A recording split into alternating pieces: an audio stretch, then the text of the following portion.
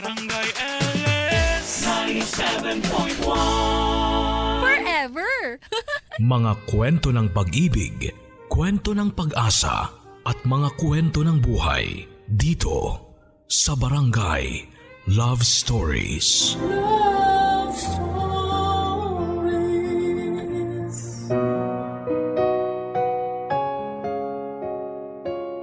Napakasarap balikan ng mga lumang larawan. Pero pag may alaalang hindi nagustuhan, pwedeng sunugin ito para hindi na mabalikan. At ang mga masasakit na larawan ng nakaraan ang magsisilbing kwento sa kasalukuyan. Ikaw kapuso, minsan mo na bang sinunog ang isang alaala? Para ang sakit na idinulot nito ay hindi mo na mabalikan pa. Hanggang saan mo kakayanin kung lahat-lahat ng ibinibigay mo sa isang tao ay sinusuklian ng sakit at pighati? Papaano lalaban ang isang tao na wala namang ibang ginawa kung hindi ang magmahal ng sapat? Lahat ng bagay ay may limitasyon. Lahat ay nasasagad. May mga ugali ang bawat isa sa atin na hindi natin makikita hanggat hindi pa umaabot sa sukdulan ang nararamdaman. Maaring iba-ibang emosyon na ito depende sa tao. Pwede ding maging manhid kapag natuyo na ang damdamin. Pakinggan natin ang kwento ni Faye, isang babae na punong-puno ng pagmamahal na ibinuhos niya sa isang tao kahit na walang kapalit. Pagmamahal lamang ang kanyang hinihingi, yun lang ay sapat na. Alamin ang pinagdaanan ng isang tao na itinodo ang lahat para maipadama ang pagmamahal at kung paano naubos at nasagad ang kanyang pusong mapagbigay. Halina't makinig sa mga kwento ng pag-ibig, buhay at pag-asa sa nangungunang Barangay Love Stories. Dear Papa Dudut, matagal ko nang pinag-iisipan na magpadala ng email sa inyo pero ngayon lamang ako nakakuha ng lakas ng loob para balikan ang mga nangyari sa akin. Ilang taon na ang nakakalipas.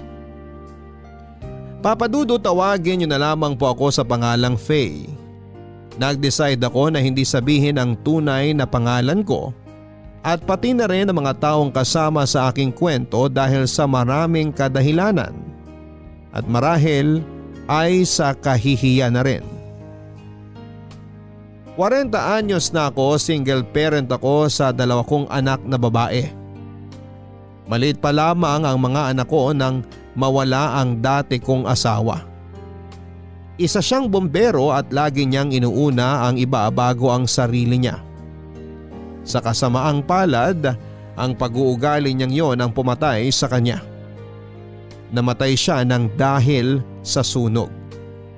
Dahil inuna niyang iligtas ang isang bata, madilim na bahagi po yun ng aking buhay na pilit kong kinakalimutan.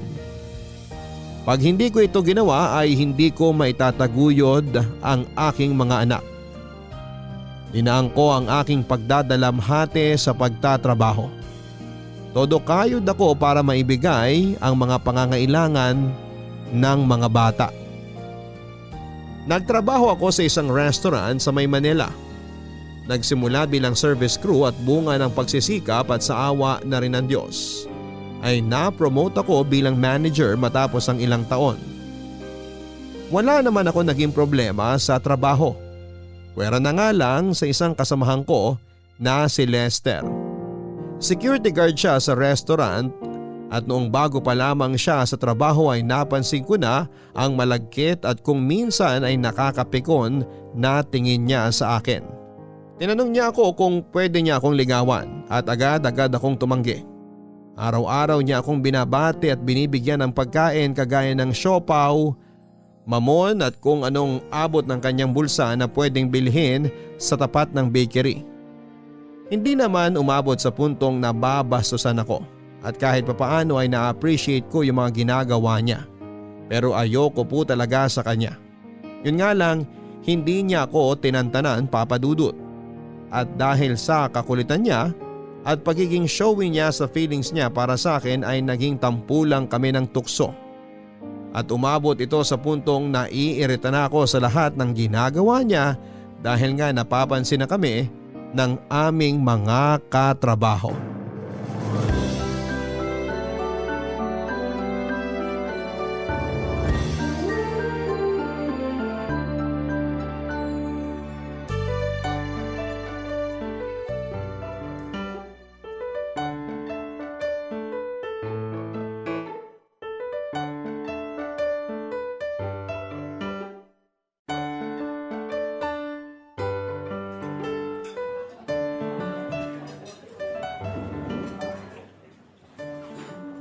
Oh, Faye! Ano nangyari sa'yo? Ang aga-aga, haggard ha? Paano hindi ako mahahagard? Naglakad ako papasok dahil sa sobrang traffic. Ayoko namang malate dahil nga opening ang shift ko. Nakaka-bad trip talaga. Kailan ba mawawalan ng traffic sa Pilipinas? Kaya pala ganyan ang itsura mo. Anyway, ito, pampaganda ng araw mo. May nagpapabigay ng tinapay at siopaw asado para sa'yo. Oh, Mukhang alam ko na kung kanino galing to. kanino pa nga ba? Di kay Lester, ang security guard ng buhay mo. Pwede ba, Trina? Huwag mo nang ulitin yung sinabi mo, ha? Kinikilabutan ako. Ew! Kinikilabutan ka ba o kinikilig? Uy! Ano ba, Trina? Tumigil ka na nga dyan. Never akong kikiligin sa kanya, no? Ay, salbahe ka ha! Nakakakilig kaya. Busog ka na, nakakatipid ka pa. Siguro nga nakakakilig kapag nakatanggap ka ng ganyan. Pero kapag galing naman kay Lester, hindi. Alam mo yun, naanibadbaran ako sa kahit na anong ginagawa niya para sa akin. Ay, grabe! Kung makapagsalita ka, parang ang dumi naman ang tingin mo sa tao. Hindi gaano, pero parang gano'n na nga. Mukhang okay naman siya ha. Okay na maging boyfriend mo. Kanina ka pa ha. Hindi ko ma-imagine yung sarili ko na magiging boyfriend ko siya. Teka, baka ikaw trip mo siya. Kulit mo eh. Grabe ka naman dun sa tao. Kung wala lang sana akong jowa eh. Pero kahit wala, sa'yo na lang din. Kasi mas bagay kayo, no? Tingnan mo, oh. Mukha kang anghel. Siya naman mukhang, basta may mukha. At isa pa, napaka-sweet niya sa'yo. Tingnan mo na. Itsura nga hindi mo mapaliwanag eh. Hindi ko naman sinabi na bigyan niya ako ng kung ano-ano pero ayaw niya pa rin tumigil. Tsaka ilang beses ko nang sinabi sa kanya na ayaw ko magpaligaw. Wala siya ni isa sa criteria na gusto ko sa isang lalaki. Wala siya nung 3 M's. Ha? 3 M's? Matangkad, maputi, mayaman. Wow naman! Ganda ka, te. Pero tingnan mo ha, may tsura naman siya. Oo, itsurang engkanto. Mapanlait ka rin eh, no? Sinabi ko lang kung ano yung nakikita ko. Pero hindi ako mababaw ha, praktikal lang. May mga anak ako, Trina. Single parent ako. Nagigets mo ba yon? Oo na. Alam ko naman. Pero alam mo na masipag siya. Kitang-kita naman, di ba? Malay mo naman, yumaman siya bigla dahil sa kasipagan niya. Pwede ba, Trina? Kung nagigets mo ko, wag mo nang ibida sa akin si Lester. Hindi siya ang tipo ko. Tapos, napipiko na ako sa'yo eh. Sasamain ka na sa akin pag di ka tumigil. Ayan, oh! Ang pikon mo kasi kaya ang sarap mo lalong asarin. At speaking of, nandyan na si Lester, ang security guard ng buhay mo. Oh, ayan, papalapit na siya. Sabi ko wag mo nang ulitin yun eh. O teka, saan ka pupunta? Huwag ka munang umalis, samahan mo muna ako. Huwag mo akong iwan mag-isa sa Lester na yan. Kahit ayaw man kitang iwan mag-isa, marami ng customer. Sige na, enjoy your day at kumain ka. Pero sana, huwag mong kainin ang mga sinabi mo, ha? Oh, hi, Lester! Ay, Ma'am Trina. Good morning. Good morning, Lester! Break mo na. Kwentuhan muna kay ni Ma'am Faye mo, ha? Faye, kumain ka, ha? Bye! Ano ba yan? Bakit kasi ayaw akong tantanan nitong lalaki na to? Hi, Ma'am Faye. O bakit umalis ka sa pwesto mo? Baka kailanganin ka bigla doon. Nandun na po si Benjo. Gusto ko lang din malaman kung nakuha mo na yung Spanish bread at siopaw na pinasuyo kong ibigay sa'yo. Oo, nakuha ko na. Salamat. Buti naman. O ayan, alam mo na natanggap ko na. Pwede ka nang bumalik sa pwesto mo. Ma'am, Ano yun? aayain ko sana kayong lumabas bukas. Ay, wow! Saan galing yun? May trabaho pa ako bukas eh. Pero kung kaya mong bayaran ng buong araw ko, sige, sasama ako sa'yo. Hindi mo kaya, 'di ba? Kaya sorry, hindi ako pwede. Sayang yung kikitain ko sa isang araw dahil may mga anak ako na kailangan kong buhayin. O siya, magtrabaho na tayo. Babayaran ko po ang araw mo bukas, ma'am. Sigurado ka? Bakit? Alam mo ba ang sahod ko sa isang araw? Tinanong ko po yung kay Ma'am Trina. Sinabi po niya sa akin yung kanya. Pareho lang naman po kayo, di ba? Magkaiba kami ng sahod. Mas matagal na ako dito kaysa sa kanya. Dadagdagan ko po ng 2,000. Okay ka ba doon? Okay. Sige na.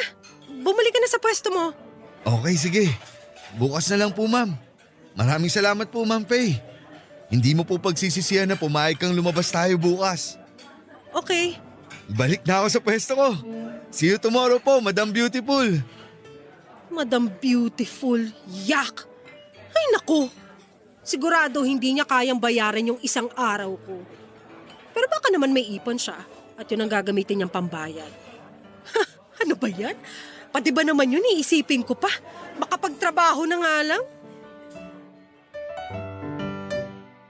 Papadudo talagang ayaw ko kay Lester dahil sobrang kulit niya at minsan ay feeling gwapo rin siya na talagang nagpapainit ng ulo ko. Kaya lahat ng ibinibigay niya sa aking tinapay, siopaw at kung ano-ano pa ay madalas na ibinibigay ko sa iba kong mga kasamahan. Papadudot, hindi sa pagmamayabang pero may itsura ako. Maraming nagsasabi na kahawig ko nga daw si Sanya Lopez na medyo malaman. Matangos ang ilong ko at makinis ang balat. Lahat ng naging boyfriend ko ay gwapo at maganda ang estado sa buhay. Talagang mataas ang kriteriya ko sa isang lalaki kaya pangit man, sa pandinig ng iba ay gano'n na lamang kababa ang tingin ko kay Lester. Papadudot nung inaya niya ako na lumabas ay nagbiro ako na bayaran niya ang isang araw ko sa trabaho. Alam ko kasi na hindi niya kayang bayaran yon. Kaya walang lakad na magaganap. Pero kinabukasan ay nagulat ako dahil nasa labas siya ng bahay at may daladalang envelope na may lamang pera. Hindi ko naman akalain na seseryosohin niya ang sinabi ko. At dahil na rin sa hiya ay pumayag ako na lumabas kami pero hindi ko kinuha yung pera. Hindi naman po ako ganong tao at nagkataon lang din na naka-leave ako sa trabaho ng araw na yon. Papadudot, pumunta kami sa isang bar sa Malate. Kumain kami at uminom ng kaunti. Doon ay nakapag-usap kami ng maayos. Nang mga oras na yon ay nag-share siya ng mga personal na bagay tungkol sa kanya. Nalaman ko na may isa siyang anak sa kanyang unang asawa. Matagal na rin silang hiwalay. Dahil sa pag-share niya ay nag-open na rin ako sa kanya ng mga personal na bagay tungkol sa akin. Naikwento ko rin ang malagim na sinapit ng dati kong asawa. Naintindihan yung lahat ni Lester at kahit matagal ng panahon ang lumipas ay nalungkot pa rin ako pag naaalala ko yon. Pero ng gabing yon ay dinamayan ako ni Lester at nakaramdam ako ng ginhawa, papadudot. Doon ko siya lalong nakilala. Bukod sa napakakulit niya, palabiro at mabait din naman pala siya, papadudot. Nagkaroon din kami ng common ground.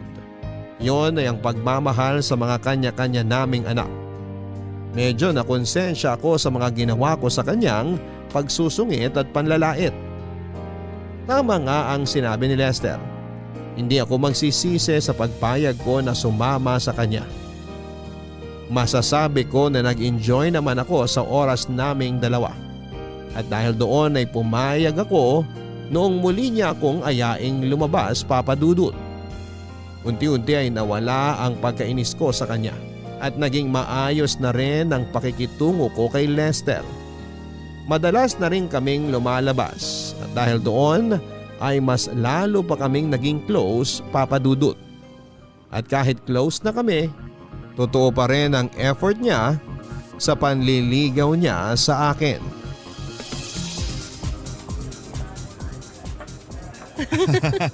Palabiro ka talaga, no? Ang sakit na ng tiyan ko kakatawa dahil sa'yo. Gusto lang kita patawanin kasi nakakapawi ng pagod at stress pag nakikita kong happy ka. Nambola ka pa.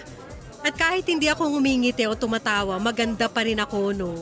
Kaya hindi mo na ako kailangan lokohin dyan. Kaya gustong gusto kita eh. Kasi ang lakas din ng tiwala mo sa sarili mo. Ganun naman dapat, di ba? Ako na nga lang mag-isa sa buhay. Hindi ko pa ba mamahalin ang sarili ko? Kaya nga nandito ako eh. Nakahanap ka na naman ng banat, ha? Hindi naman banat yun. Seryoso yun. Alam mo, maganda ka talaga. Mabait, matalino. Yun nga lang, masungit. Hindi ako masungit. Nagsusungit lang naman ako sa mga taong hindi ko gusto. Ah, kaya pala ang sungit mo sa akin. Pero hindi na ngayon, di ba? Dati, oo. Dati? Ibig sabihin, ngayon gusto mo na ako.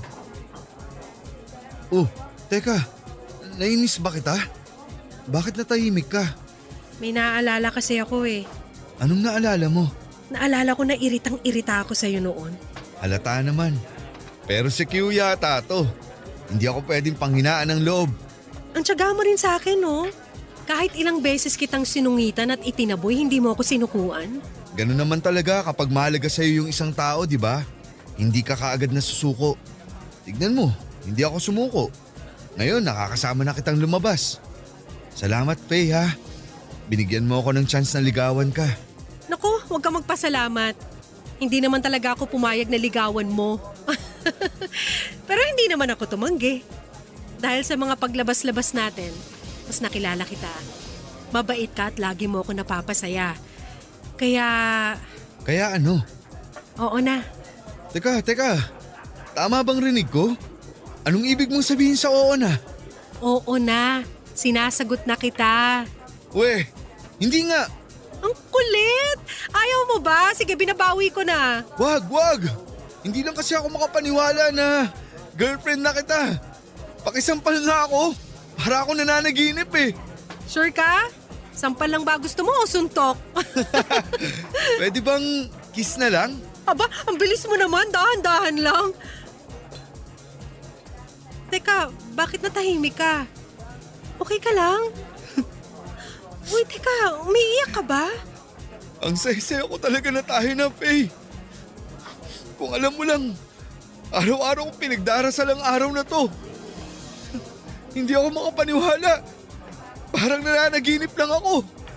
Totoo bang ipinagdadasal mo na maging tayo? Oo, Faye. Gabi-gabi bago matulog. Promise, hindi kita sasaktan. Ikaw lang ang laging magiging laman ng puso ko. Habang buhay kitang mamahalin. Pati ang mga anak mo, Faye. Mamahalin ko din. Sa tindi ng mga pinagdaanan ko dati, hindi ko alam na magmamahal pa pala ako ulit. Maraming salamat sa mga sinabi mo. Mahal kita, Lester. Papa Dudut, tama si Trina. Kinain ko lahat ng sinabi ko dati na hindi ako magkakagusto kay Lester. Napatunayan ko na mahirap pala talagang magsalita ng tapos dahil mahirap sabayan ang tadhana pag tayo'y pinaglaruan. Kung kahapon ay umiiyak ang isang tao dahil sa problema at pagsubok, maaring bukas ay luluha na siya dahil sa tuwa. Hindi natin alam kung ano ang susunod na mangyayari at kung sino ang taong babago sa ating mga buhay, Papa Dudut. Pinili namin ni Lester na itago muna ang relasyon naming dalawa dahil ayaw naman namin na mapag-usapan sa trabaho. Ayoko sa mga marites sa opisina at para manatiling professional pa din ang aming turingan. Bukod sa aking mga anak ay masasabi kong si Lester ang dahilan para gumising ako sa umaga na may ngiti sa mga labi ko. Masasabi ko na umaapaw ang aming kaligayahan.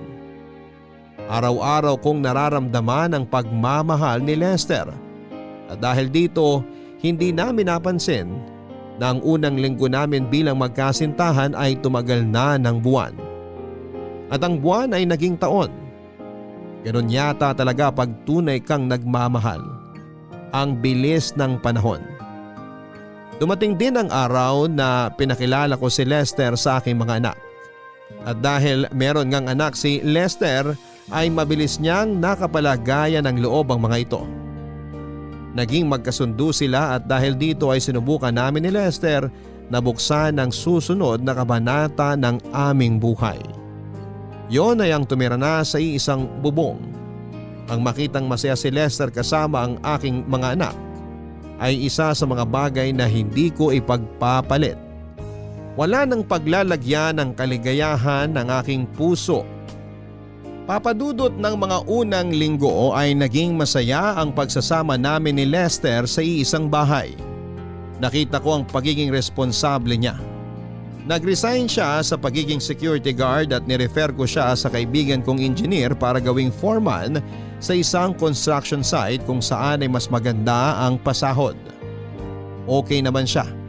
Pero sabi nga nila hindi mo lubusang makikilala ang isang tao kapag hindi mo pa nakakasama ito sa iisang bubong. Ilang buwan ang lumipas at may nalaman ako sa pag-uugali niya. Unti-unting lumalabas ang pagiging seloso at possessive niya. Nung una ay okay lang ito at parang natutuwa pa nga ako dahil nararamdaman ko na mahal niya ako. Pero habang tumatagal ay nasasakal na ako sa ugali niya. Ayaw niya na nagsusuot ako ng mga masisikip na damit. Ayaw niyang nakikipag-usap ako sa ibang lalaki kahit mga barkada ko pa ito noong college. At pagkasama ang ibang kaibigan ko kahit babae pa ito ay sobra-sobra siya kung magalit. Para bang gusto niya akong ikulong. Para bang ang buhay ko ay dapat ay bahay-trabaho lamang. Pinilit ko itong intindihin, Papa Dudut. Pinilit kong alamin kung saan siya nanggagaling.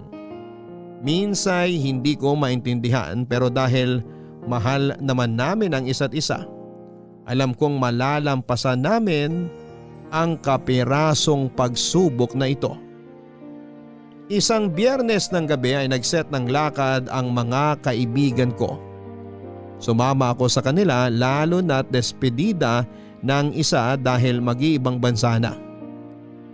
Nagpaalam naman ako kay Lester at alam kong hindi niya yon nagustuhan. Pero wala din siyang nagawa dahil may duty pa siya sa trabaho noon. Kasama ko din naman noong gabing yon si Trina. Yung dati naming kasamahan sa trabaho. At gaya ng dati ay ibiniling ko ang mga anak ko sa kapitbahay habang wala pa kami ni Lester sa bahay. Kumbaga ay naisasaayos ko naman ang lahat bago ako umalis. Kaya sigurado akong maiintindihan ito ni Lester, Papa Dudut. Sir, dyan lang ako sa tabi ng poste.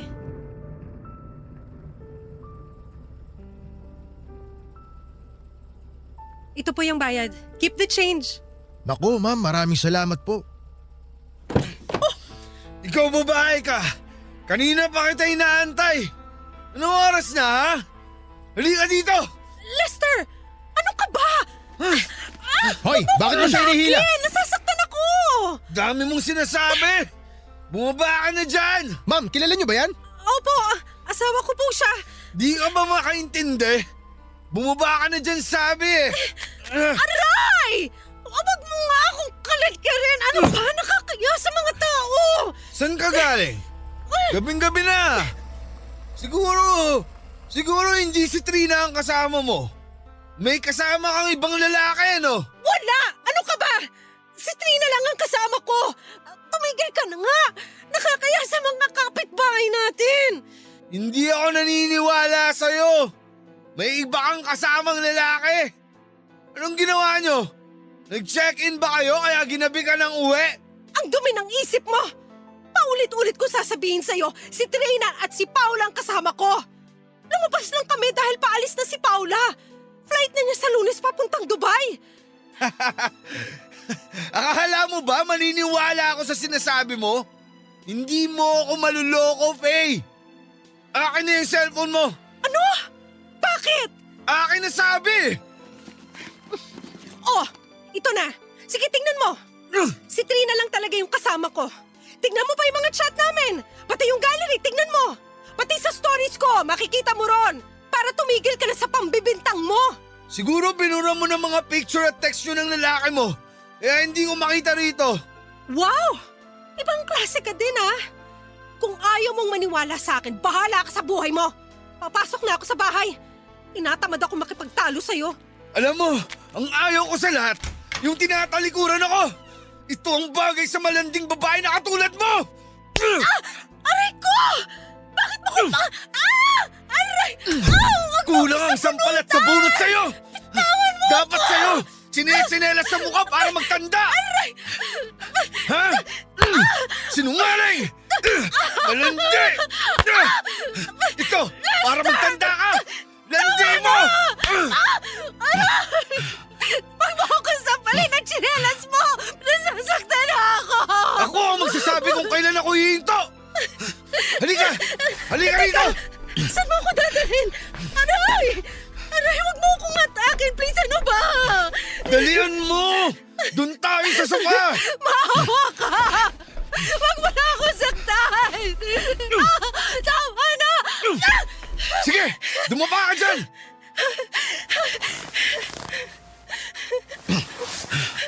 Faye, akin ka lang! Akin ka lang! Hindi ako papayag na maagaw ka ng iba!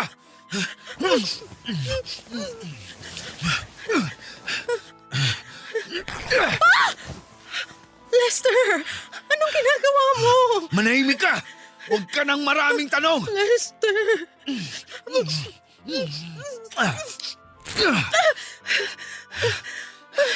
Mas maganda ka talagang tignan pag nakaubad ka eh.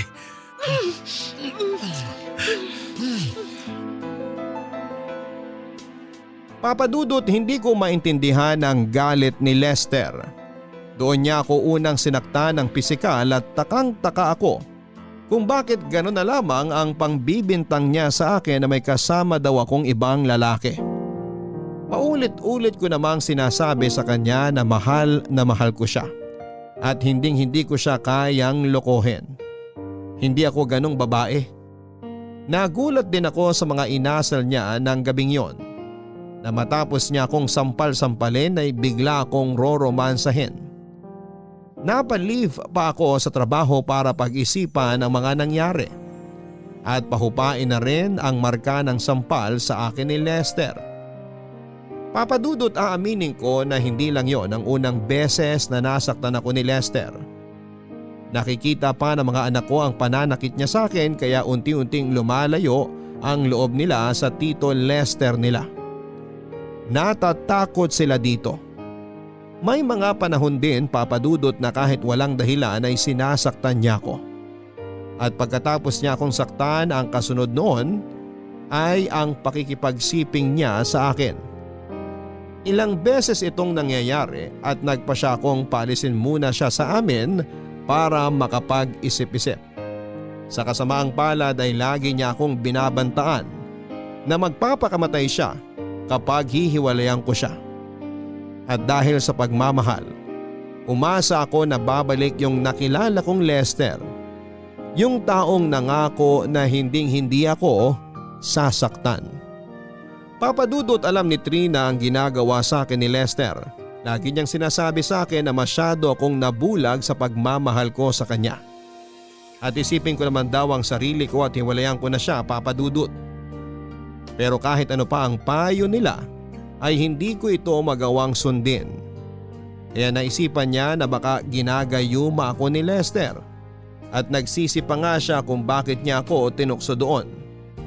Hindi niya lubos maisip na magkakagusto ako sa kanya dahil sa itsura pa lamang daw ay hindi na kami bagay. Hindi ko na lamang yon pinansin dahil naniniwala ako na mahal ako ni Lester.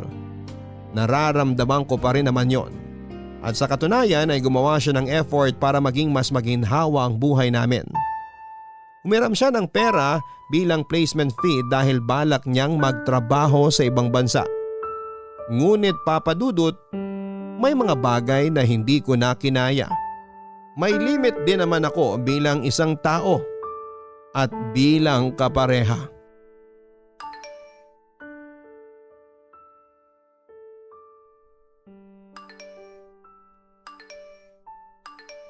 Oh, naiwan ni Lester tong phone niya. Parang sunod-sunod ang nagme-message ah. Sino ba to? Anton? Hindi niya nabanggit na may kaibigan din pala siyang Anton. Imposible naman si Anton to na kaibigan ko. Kasi bakit hindi na lang siya sa akin dumiretso nag-text? Basahin ko nga itong mga text niya. Sumunod ka sa usapan na gagamitin mo lang siya ha. Oras na malaman kong ipagpapalit mo ko sa losyang na Faye na yan, iiwanan ka talaga namin ng anak mo. Walang iya ka, Lester. Akala ko hiwalay ka na sa asawa. Faye, mahal. Naiwan ko ba dito yung… Lester! Aminin mo nga sa akin! Hiwalay na ba kayo ng dati mong asawa? Ha? Anong pinagsasabi mo? Sagutin mo yung tanong ko! Hiwalay na ba kayo o hindi pa? Hiwalay na kami. Ano na naman bang problema mo? Huling-huli ka na! Sinungaling ka! Anong sinungaling? Hiwalay na kami. Bakit mo ba tinatanong? Sinabi ko na sa'yo, matagal na kaming hiwalay. Kung gagawa ka ng kalokohan, lagyan mo ng password ang cellphone mo! Ayan! Uy! Gaano mo na ako katagal nilaloko, ha? Ang kapal na mukha mo! Faye, hayaan mo muna ako magpaliwanag. Halika dito. Wag mo Yayakapin akong muna kita para kumalma ka. Huling-huli ka na! Anong ginawa ko sa'yo para tratuhin mo ako ng ganito? Binigay ko sa'yo lahat! Minahal kita ng sobra-sobra pero lulukohin mo lang ako! Ginagamit mo lang ako, Lester! Faye, hayaan mo muna ako magpaliwanag. Mali ang iniisip mo. Nasabi niya lang yun kasi nanghihingi siya ng pera para sa anak namin. Huwag mo nga akong gawing tanga! Kaya pala minsan, para usal lang ang tingin mo sa akin. At kung hingan mo ko ng pera, akala mo may patago ka? Tapos na tayo! Ilalabas ko na lahat ng gamit mo. Kahit kailan, hindi ka na makakaapak dito sa pamamahay ko! Hindi! Hindi ako papayag! Magpapakamatay ako pag nawala ka! Eh di magpakamatay ka! Sa tingin mo makukonsensya pa ako? Ginawa mo na akong ATM, ginawa mo pa akong kabit? Hindi ako nagbibiro, Faye! Magpapakamatay talaga ako! Gawin mo ako anong gusto mo! Lumayas ka sa pamamahay ko! Layas! Sabing lumayas ka na! Papadudot, napakasakit na malaman na lahat ng sakripisyo, pag-unawa at pagmamahal ko na ibinigay ko sa kanya ay binaliwala niya lamang dahil niloloko niya lamang ako noong simula pa lamang. Kaya naman nag-decide ako na makipaghiwalay na kay Lester. Ngunit papadudot, tinext ako ng mga kamag-anak niya at sinabi na magpapakamatay nga si Lester. Aaminin ko na mahal ko pa rin siya. Ayokong mawala siya kaya kung totoo man o hindi ang sinasabi nila, ay pumayag ako na makipagbalikan sa kanya. Muli po ay kinain ko na naman ang mga sinabi ko. Pero marami nang nag-iba sa aming pagsasama. Sobrang laki ng pagbabago ni Lester hanggang sa nalaman ko, papadudot, na hindi pala niya talaga hinihiwalayan ang dati niyang asawa at may bagong babae na naman siyang kinakalokohan. Ang pinakamasakit sa lahat ay nabuntis niya ito. Sabi lang ito ni Trina dahil nakita daw niya sa isang post sa social media kung saan ay nakatag si Lester. Talagang nagawa pa nilang i-post yun. At ang hinala ko ay hindi na naman ito napansin ni Lester. Kinumpronta ko siya noon pero itinanggi niya. At parang sanay din ang puso ko na masaktan dahil ang sabi ko sa kanya ay aminin na lamang niya at magbago na siya.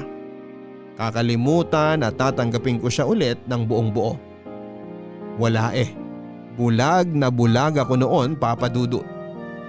Pero napakalaking sinungaling ni Lester. Hanggang sa huli kahit may nakapagsabi at nakapagpatunay sa akin ng ginagawa niya ay hindi pa rin po siya umamin. Papa Dudut, nagmahal lang naman po ako. Pero hindi ako ganon katanga. Tuluyan ko din naman pong iniwan si Lester. Hindi madali ang mag-move on pero alam na alam niya ng mga taong sumusulat sa iyo at naranasan kung ano ang naranasan nila. Noong mga panahon na yon ay wasak na wasak ako. Hindi lang dahil nalaman ko na simula pa lamang ay niloloko na ako ni Lester, kundi gawain pala niya talaga yon. Kaya kung noon ay walang paglagyan ng tuwang nararamdaman ko dahil minahal niya ako, dumating ako sa punto na wala nang puwang sa puso ko ang kaligayahan. Kung paano ako unti-unting pinaibig ni Lester.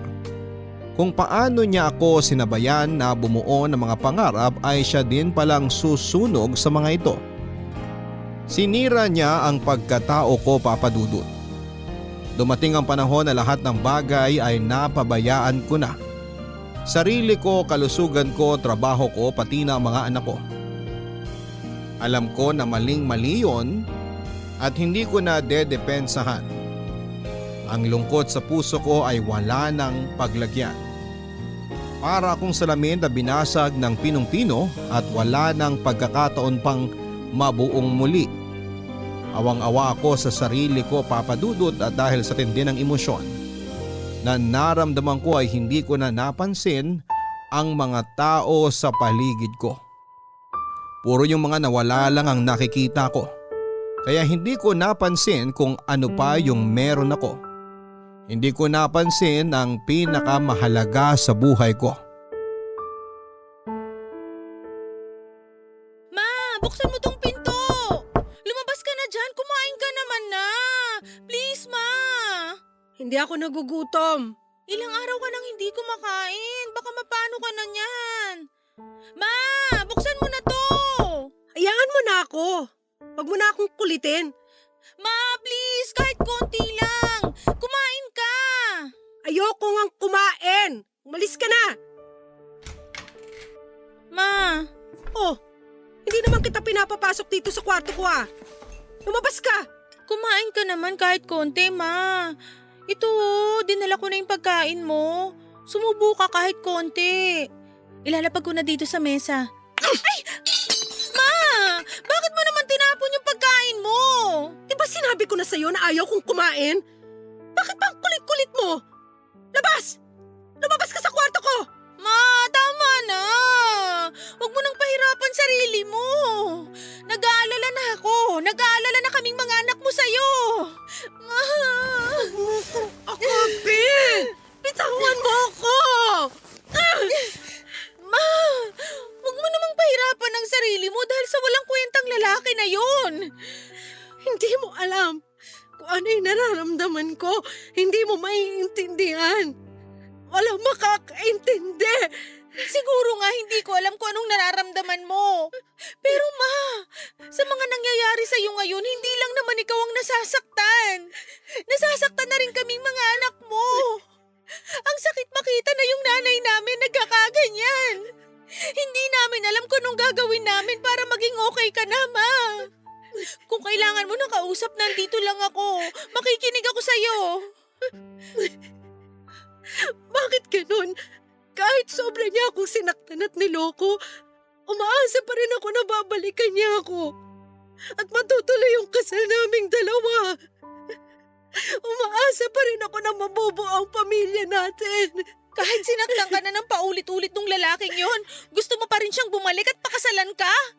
Ma, bago siya dumating, buo ang pamilya natin. Siya pa nga ang sumira sa atin eh. Ma, tama na naman. Huwag mo na ring asahan na babalik pa siya.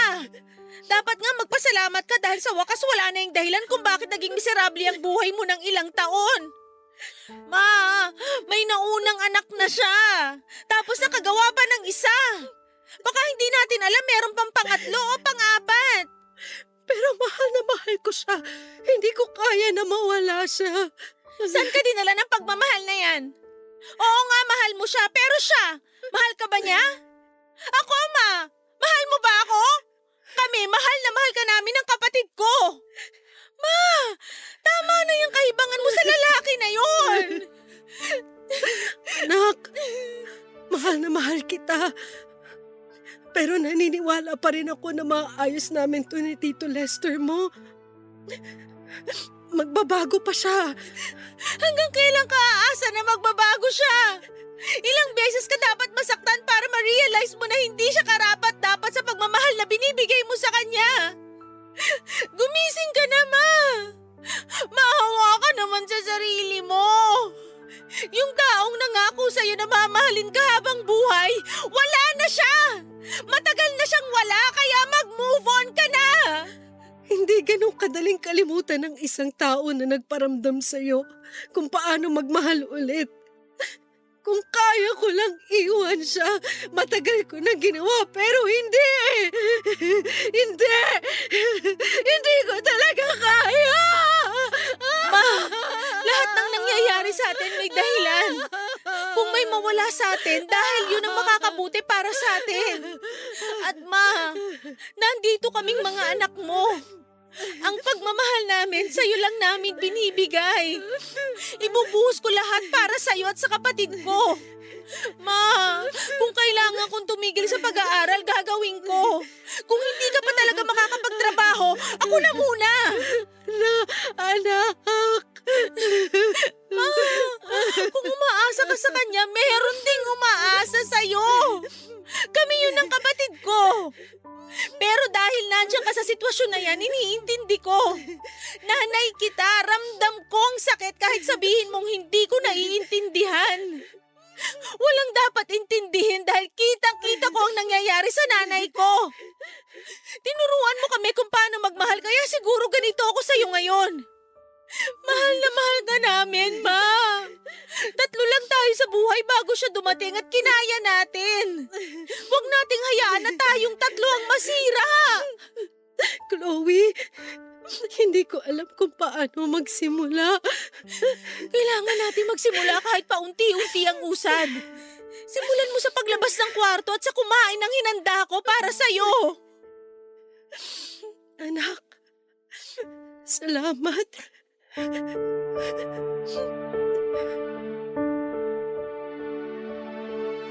Papadudot bumaliktad ang mundo para akong isang teenager na pinagsasabihan ng nanay ko.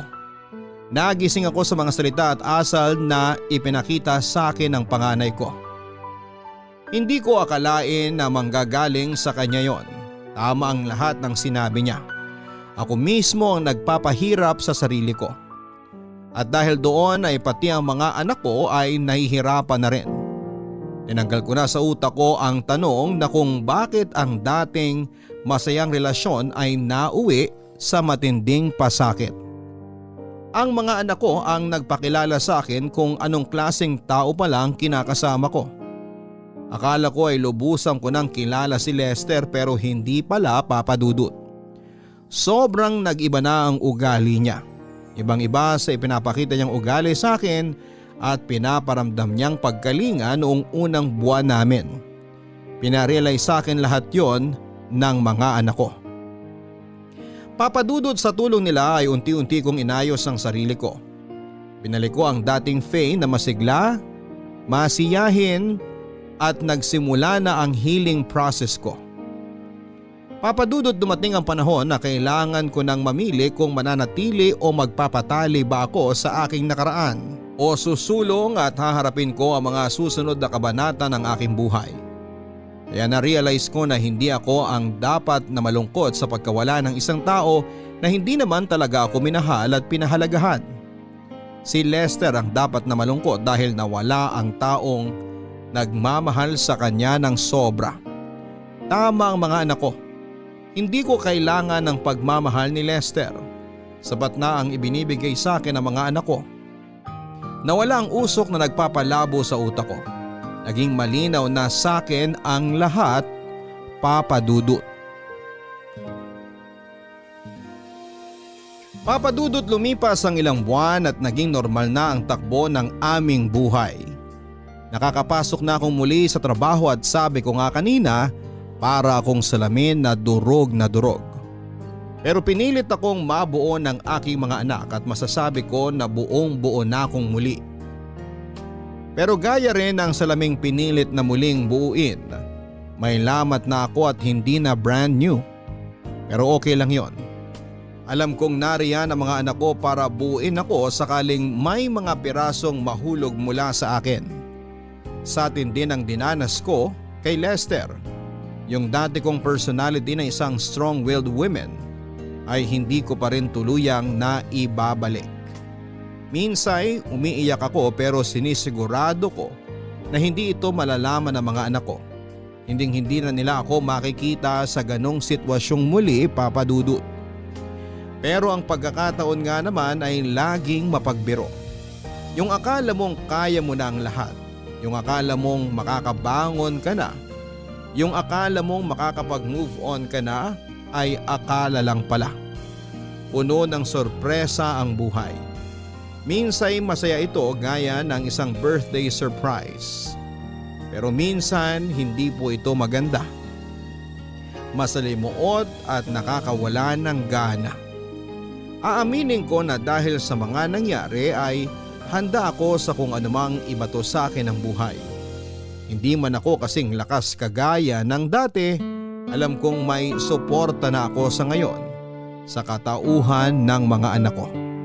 Handa akong harapin ang lahat basta nasa tabi ko sila, Papa Dudut. Chloe, may kumakatok sa pintuan. Tignan mo nga kung sino yon. Okay, Ma.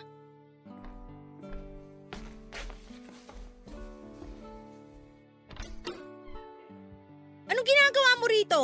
Ang kapal naman ng mukha mong pumunta dito sa bahay. Pagkatapos ng lahat ng ginawa mo? Sino kaya yun? Hindi. Bakit tinaaway Bawal ni kang Chloe? pumasok. Anak, sino yung dumating? Si Lester. Si Lester? Oo, Ma. Gusto ka raw niya makausap. Hindi ko pinapasok.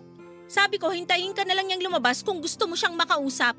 Papasukin mo sa loob ng bahay. Kakausapin ko. Pagkatapos ng lahat ng ginawa niya sa'yo, papapasukin mo pa rin siya dito sa bahay? Papasukin mo, Chloe. Pero Ma, Sinabi ng papasukin mo siya eh. okay. Pero sana Ma, huwag mong kalimutan yung pinagdaanan mong hirap at pasakit dahil sa lalaki na yan ha. Huwag ka sanang madaan sa mga sasabihin niya sa'yo. Teka lang, papapasukin ko na.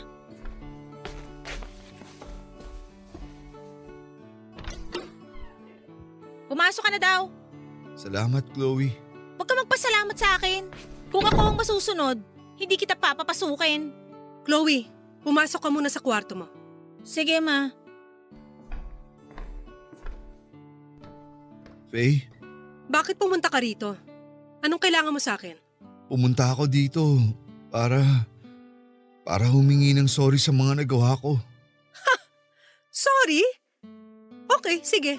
Hindi kita pinapatawad. Umalis ka na. May kailangan ka pa ba? Faye, sa lahat ng nagawa ko sa'yo, alam ko na hindi sapat yung sorry. Pero sana may natitirang pagpapatawad pa rin dyan sa puso mo. Faye, nagsisisi na ako sa mga nagawa ko sa'yo. Hindi naman mawawala yung kakayahan na magpatawad. Pero binibigay lang yon sa mga taong karapat dapat bigyan at hindi ka kasama ron, Lester. Ano bang dapat kong gawin para mapatawad mo lang ako? Lahat gagawin ko. Wala kang dapat gawin dahil huli na ang lahat para dyan. Ang nakakatawa pa, yung itsura mo ngayon, ganyan-ganyan ang itsura ko nung paulit-ulit mo akong niloloko. Pero hulaan ko, iniwan ka na ng totoong asawa mo? O yung kabet? Nakakalito na eh. Please, Faye. Kailangan ko lang ng kapatawaran mo. Lester, pagod na ako sa lahat. Pagod na akong magpatawad. Pagod na akong... Faye, wala na yung mag-ina ko. Patay na sila. Ano? Teka, ano nangyari? Kailan? Sinong mag-ina ba Yung yung... una kong asawa. At sila lang naman talaga. Sila ang buhay ko. Yung sinabi mong nakita mo na babaeng nabuntis ko. Iniwan ako noon. Pinirahan lang ako. Hindi na nagparamdam ulit. Oh, Faye. Karma ko to. Kaya wala na akong hihingin sa'yo. Hindi pera. Hindi ang pag-ibig mo. Kapatawaran mo lang, Faye. Yun lang ang kailangan ko para matahimik na ako. Lester, hindi ko alam kung anong sasabihin ko. Faye, pumasok ako nung araw na yun sa trabaho. Nakatanggap ako ng tawag na nasusunog ang tinitira naming apartment. Faye, nasunog ang mag-ina ko. Ako lahat ang may kasalanan. Pero hindi nila deserve yun. Lalo na yung anak ko. Matanda lang ng ilang taon si Chloe sa kanya. Lori! Lori, anak ko. Tahan na, Lester. Walang-wala na ako, Faye. Wala akong trabaho. Wala akong bahay. Wala na ang mag-ina ko. Lester.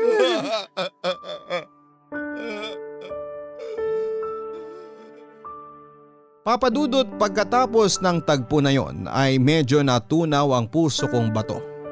Pero dahil sa mga nangyari kay Lester, lalo na ang pagkawala ng kanyang mag-ina ay wala akong naramdaman kundi matinding awa. Napakasakit naman talaga noong pangyayari na yon kahit kanino. Kitang-kita ko ang pagsisisi sa kanyang mga mata.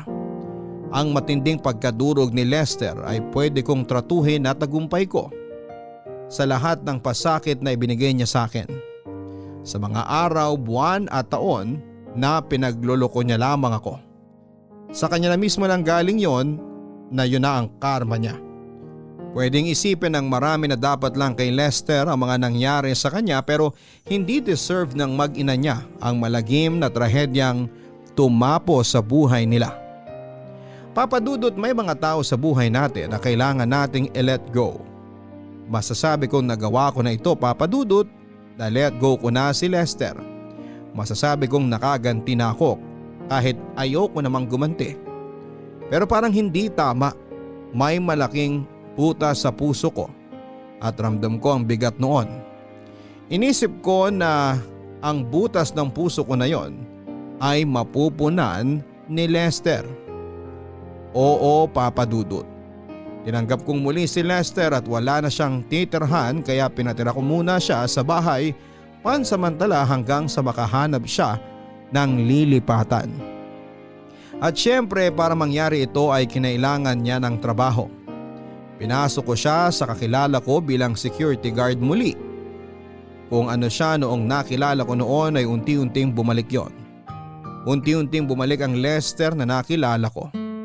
Hindi pabor ang mga anak ko sa naging desisyon ko pero dahil malambot din ang puso nila sa akin, sa kanilang ina, alam kong naintindihan din naman nila ako at kailangan nila itong maintindihan. Faye, luto na yung pansit at fried chicken. Pwede na kayong bumaba ng mga bata. Okay, sige, pababa na.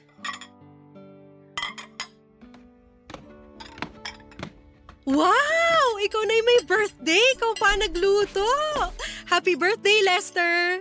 Salamat. Pasensya na kung ito lang handa ko. Sana magustuhan mong luto ko. Ano ka ba? Sigurado magugustuhan ko yan. Nakakatuwa nga kasi nag-abala ka pa talaga. Pasensya na kung hindi ako nakapaghanda Busy kasi ako marami akong inaasikaso. Nako, wala yun. Pasasalamat ko na din to sa pagpapatira mo sa akin dito. Tawagin na natin ang mga bata para Shhh! Huwag kang maingay. Ha? Bakit? Dahil birthday mo, may regalo ako sa'yo. Tara dun sa kwarto. Sa kwarto? Faye, matagal kong hinintay ang pagkakataong to. Alam ko magiging akin ka ulit. Alam kong mahal mo pa ako Kaya nga, wala ka pa rin bago hanggang ngayon, di ba? Teka, huwag mo akong hawakan dyan. Nakikiliti ako. Baka bumaba yung mga bata. Halika na. Bilisan mo. Doon tayo sa kwarto mo. O dapat bang sabihin ko na kwarto natin? Faye, hindi na ako makapaghintay. Halika na. Aray medyo mahigpit ang hawak mo sa kamay ko Pero sige, tara na sa kwarto. Yan. Yan ang gusto ko sa'yo. Bilisan mo, akit dun sa kwarto.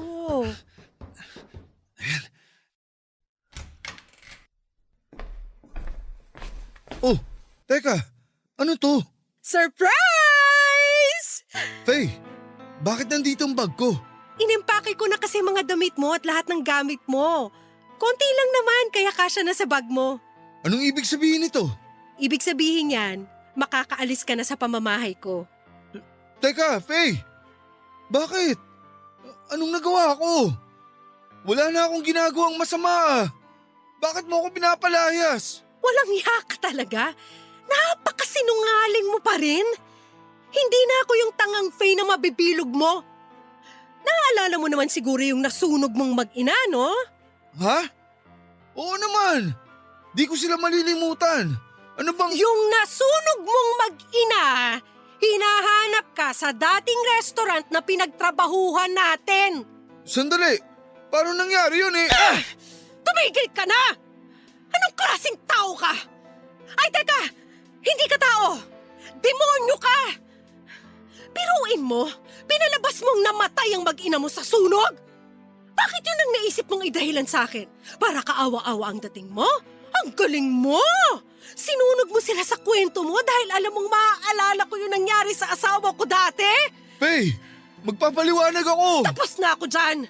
Wala na ako natitirang kahit na ano para sa'yo. Alam ko na ngayon kung sino ka talaga. Yan ang tunay na ikaw. Yung mga pinakita mo noon, yun ang maskara mo para makagawa ng mga kademonyohan sa ibang tao. Ah, ganun ba? Eh di kung alam mo na pala lahat at tingin mo sa akin demonyo, eh di susunugin ko na lang kayo dito ng mga anak mo. Tototohanin ko na ngayon. Susunugin ko kayo para magsama-sama na kayo ng asawa mo. Lester, wag ka nang kung ano-ano pang sinasabi. Naririnig mo ba yon?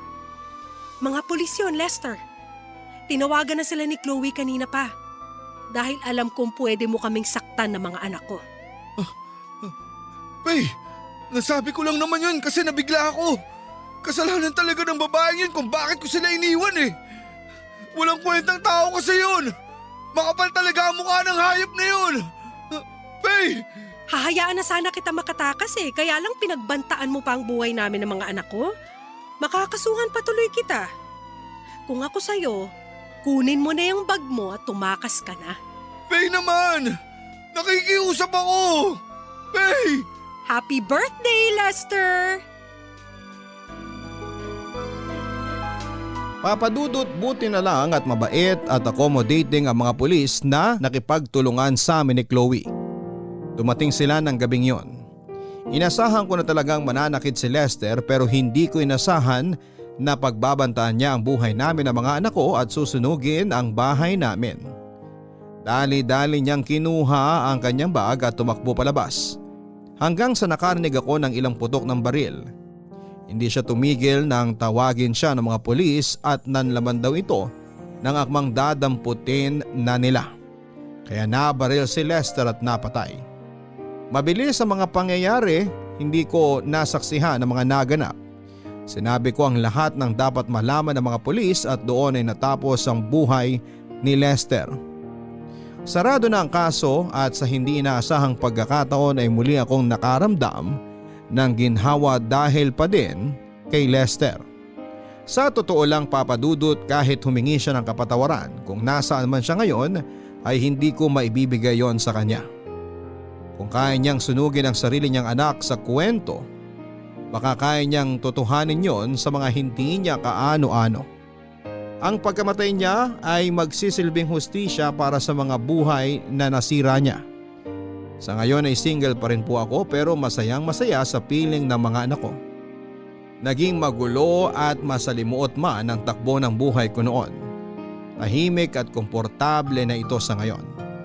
Nakakatulog kami ng mahimbing sa gabi dahil alam kong may isang nabawas na masamang tao sa mundo. Maraming salamat po sa pagbasa ng email ko, Papadudot, at sa ating mga kabarangay. Salamat po sa inyong pakikinig. Sana po ay may napulot po kayong aral sa kwento kong ito. Ang inyong kabarangay forever, Faye. Hindi palagi masaya ang buhay pero kaya natin itong subukan. Sadyang may mga tao lang na gagawin ng lahat para makapanglamang. At kadalasan ay nauuwi ito sa kapahamakan. Pinatibay ka, Faye, ng mga masasakit na pangyayari sa iyong buhay. Tama yan, nasa anak mo paikutin ang iyong mundo at ituro mo ang mga tama na natutunan mo sa buhay. Maaring wala na si Lester ngayon pero sana ay magkaroon ng kaunting pag-asa ang iyong puso na patawarin mo siya. Maaring hindi ngayon pero sa mga susunod na panahon. Hanggang sa muli, ako po ang inyong si Papa Dudut sa mga kwento ng pag-ibig, buhay at pag-asa. Sa Barangay Love Stories number 1. Mga kwento ng pag-ibig, kwento ng pag-asa at mga kwento ng buhay dito sa Barangay Love Stories. Love Stories.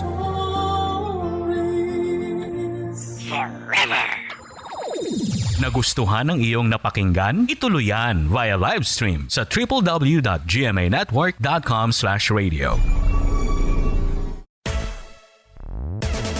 Barangay LS 97.1 Forever. Mga kwento ng pag-ibig, kwento ng pag-asa at mga kwento ng buhay dito sa Barangay Love Stories. Love Stories.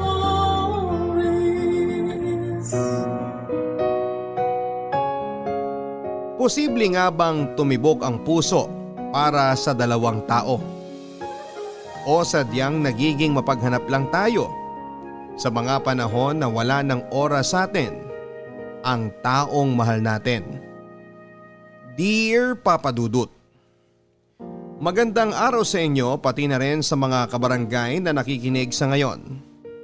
Tawagin niyo po ako sa pangalang Rhea. 26 years old at nagtatrabaho bilang isang office staff sa bangko dito sa Bulacan. Na-discover ko ang programa ninyo nang minsang mapakinggan ko ito sa isa kong kaopisina during lunch break namin.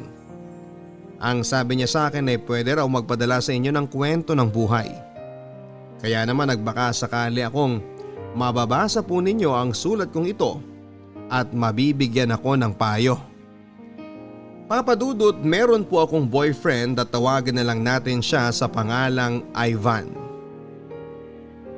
Nakilala ko siya sa isang outreach program na sinamahan ko noong college.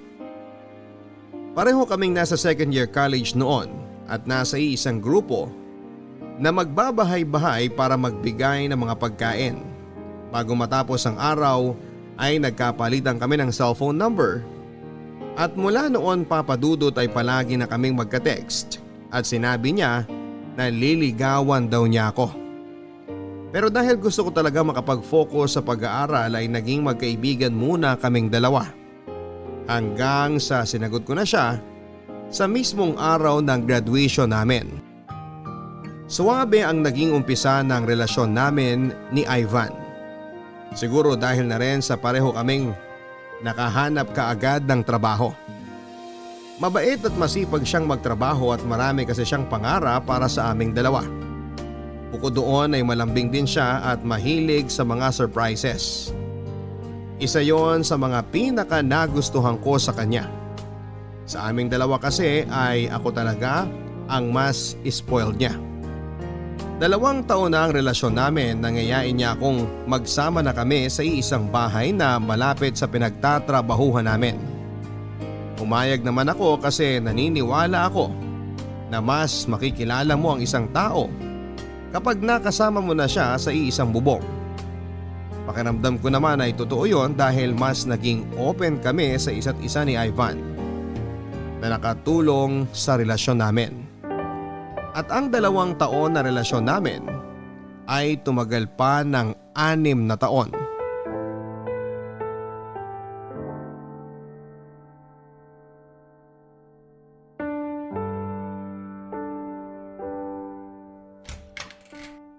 Dahan-dahan lang babe ha. Baka matisod ka. Ano ba kasi itong surprise mo sa akin? At kailangan mo pa talagang piringan ng mga mata ko. Paano to magiging surprise kung makikita mo kaagad? Asa na ba tayo? Apartment pa rin ba natin tong pinasukan natin? Oo naman. Nakita mo naman na sa harap tayo ng apartment nagpark. Bago kita piniringan kanina, hindi ba? Oh, maupo ka na dito. Aalalayan kita. Ang bango ah. Parang bigla akong nagutom sa naaamoy kong masarap na pagkain. Siyempre, kasama yan sa mga sorpresa ko. Oh, pagbilang ko ng 3, pwede mo nang tanggalin ang piring mo ha. Babe, kinakabahan na ako ah.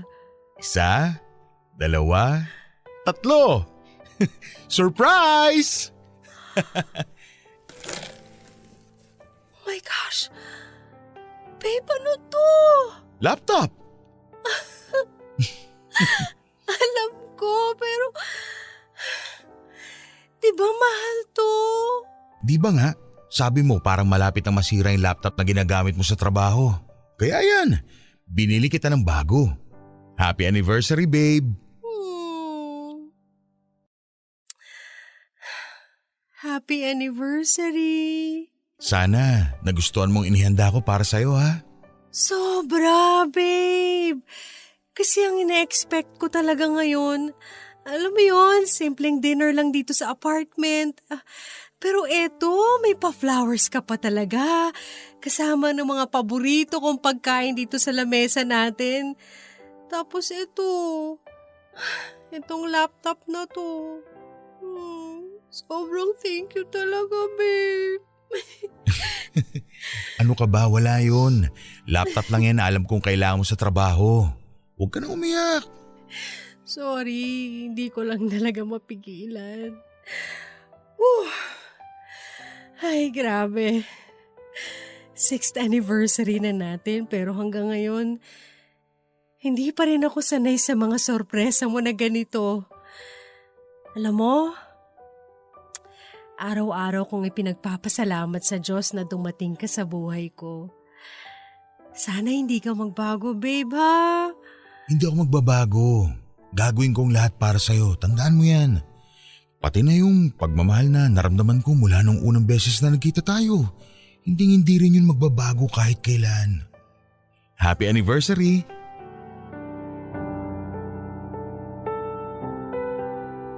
Papa Dudut, akala ko talaga ay pwedeng hindi na magbago ang lahat sa amin ni Ivan. Hiniling ko pa nga na sana ay wala na kaming ending dahil pareho namang kaming happy sa relasyon naming dalawa. Pero siguro nga ay totoo yung sinasabi nila na ang lahat ng matamis na pagkain ay pwede ring tumabang sa paglipas ng panahon. 1 taon pa ang lumipas ay napansin ko ang unti-unting pagbabago kay Ivan. Hindi yung pagbabago na parang nambababae siya kagaya ng napapanood ko sa TV o nababasa sa mga pocketbooks. Ang napansin ko sa kanya ay bigla na lang siyang naging workaholic. Siguro dahil na rin sa nakuha niya ang promotion na matagal na niyang hinihintay. Okay lang naman sana sa akin dahil alam ko na para din yon sa future naming dalawa ang ginagawa niya. Kaya lang Papa Dudut ay halos nawala na siya ng oras sa akin o sa relasyon naming dalawa. Dumating sa point na nasa iisang bubong nga kami pero para bang hindi kami magkasama. Dahil kahit nasa bahay ay dala-dala pa rin ang trabaho niya galing opisina. Kung hindi naman ay palaging tulog dahil sa pagod. Hindi niya na rin ako sinosurpresa sa Monsario anniversary namin. Marami na kaming family gathering na hindi napupuntahan at hindi na rin kami nakakapag out of town na dati naman ay naisisingit namin sa schedule naming pareho. Parang ang bango ng dinner natin ngayon ah. Siyempre, niluto ko yata ang paborito mong ulam. Kaya kumain ka na bago pa to lumamig. Sige, tikman ko nga. Babe, sobrang sarap nga. Namiss ko talaga to. The best talaga ang tinola mo. Sus, nambola pa to. Babe, may gusto nga pala sana akong hingin sa'yo. Sige, ano yan? Kahit ano pa yan, ibibigay ko. Natatandaan mo ba yung beach resort na pinuntahan natin nung 4th anniversary natin. Oo. Yung sa may Davao yun, hindi ba? Yung medyo mahal ang bayad? Oo, yun nga. Pero may promo sila next month na 50% discount. Tapos 3 days and 2 nights na. May kasama na ring buffet yun, babe. Kaya baka pwedeng mag-file ka ng leave kahit 2 araw lang para dun. Teka sandali, babe. 2 araw? Oo, ididikit naman natin sa off mo para may 1 araw na pahinga pa tayo. Babe naman, sayang yung leave credits ko na pwedeng makonvert sa cash kung gagamitin pa natin yan sa ganong kalayo na bakasyon. Saka, gastos lang yun eh. Pero naka 50% discount naman sila Tapos next month pa naman yun. Pwede pa tayo makakuha ng plane ticket na naka-promo rin. Bakit hindi na lang tayo magbakasyon dyan sa malapit? Sa Cavite o sa Laguna o kaya dito na lang din sa Bulacan. Kailan ba tayo huling beses na nakalabas ng Luzon para magbakasyon? 2 years ago na yata Alam mo naman na hindi ganun kadali mag-file sa amin ng leave, hindi ba? Lalo na ngayon sa posisyon ko sa trabaho. Hirap pa rin ako mag-adjust hanggang ngayon, babe. Saka babe, para rin naman sa atin tong ginagawa ko Huwag ka na magalit ha. Alam ko na, kasalanan ko talaga kasi nawawalan na ako ng oras sa'yo. Pero promise, babawi talaga ako. Pero wag muna ngayon, please.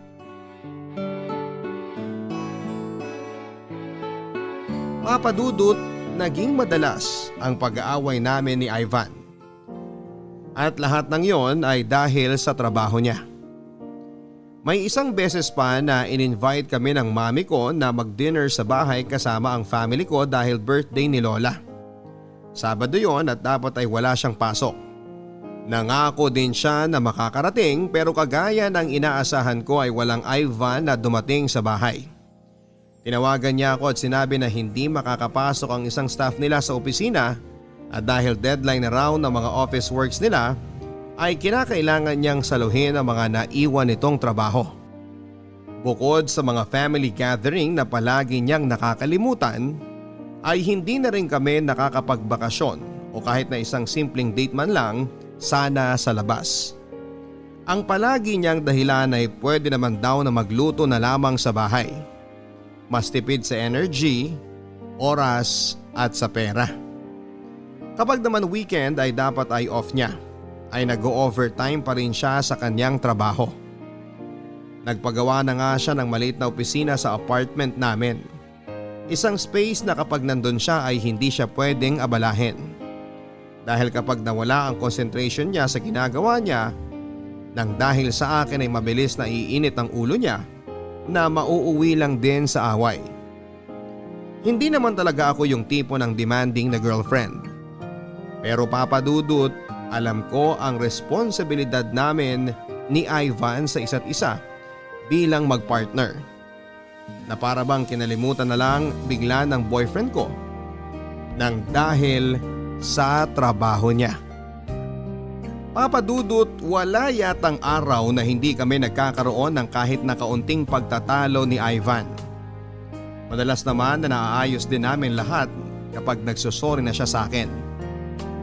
Aminado naman kasi siya kung ano ang dahilan ng pagtatalo namin. Kaunting oras lang naman kasi ang hinihingi ko sa kanya para sa relasyon namin na hindi ko maintindihan kung bakit hindi niya maibigay. 1 taon pa ang lumipas nang ipadala siya sa Dubai ng kumpanya kung saan siya nagtatrabaho. Nagbukas kasi sila ng panibagong account doon at siya ang napili para i-manage yon. Siyempre bilang isang dedicated sa trabaho na empleyado ay tinanggap niya yon nang hindi man lang iniisip ang magiging sitwasyon naming dalawa. Sobrang inaway ko siya noon dahil nag-decide kaagad siya nang hindi man lang pinapaalam sa akin.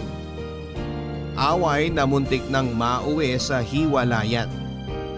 Kung hindi lang talaga niya ako niyakap at iniyakan habang sinasabi na para sa future naming dalawa ang lahat ng ginagawa niya, ay hindi kami magkakaayos. Hanggang sa wala na nga akong nagawa pa kung hindi ang pumayag na umalis siya para sa 1 taon na pagtatrabaho sa Dubai. Naging consistent naman ang tawagan namin sa umpisa. Pero kagaya ng inaasahan ko, unti-unti siyang nawala ng oras sa akin. Dahil kung gaano siya ka-workaholic nang magkasama pa kami sa apartment ay dumoble yata nang makarating na siya ng Dubai.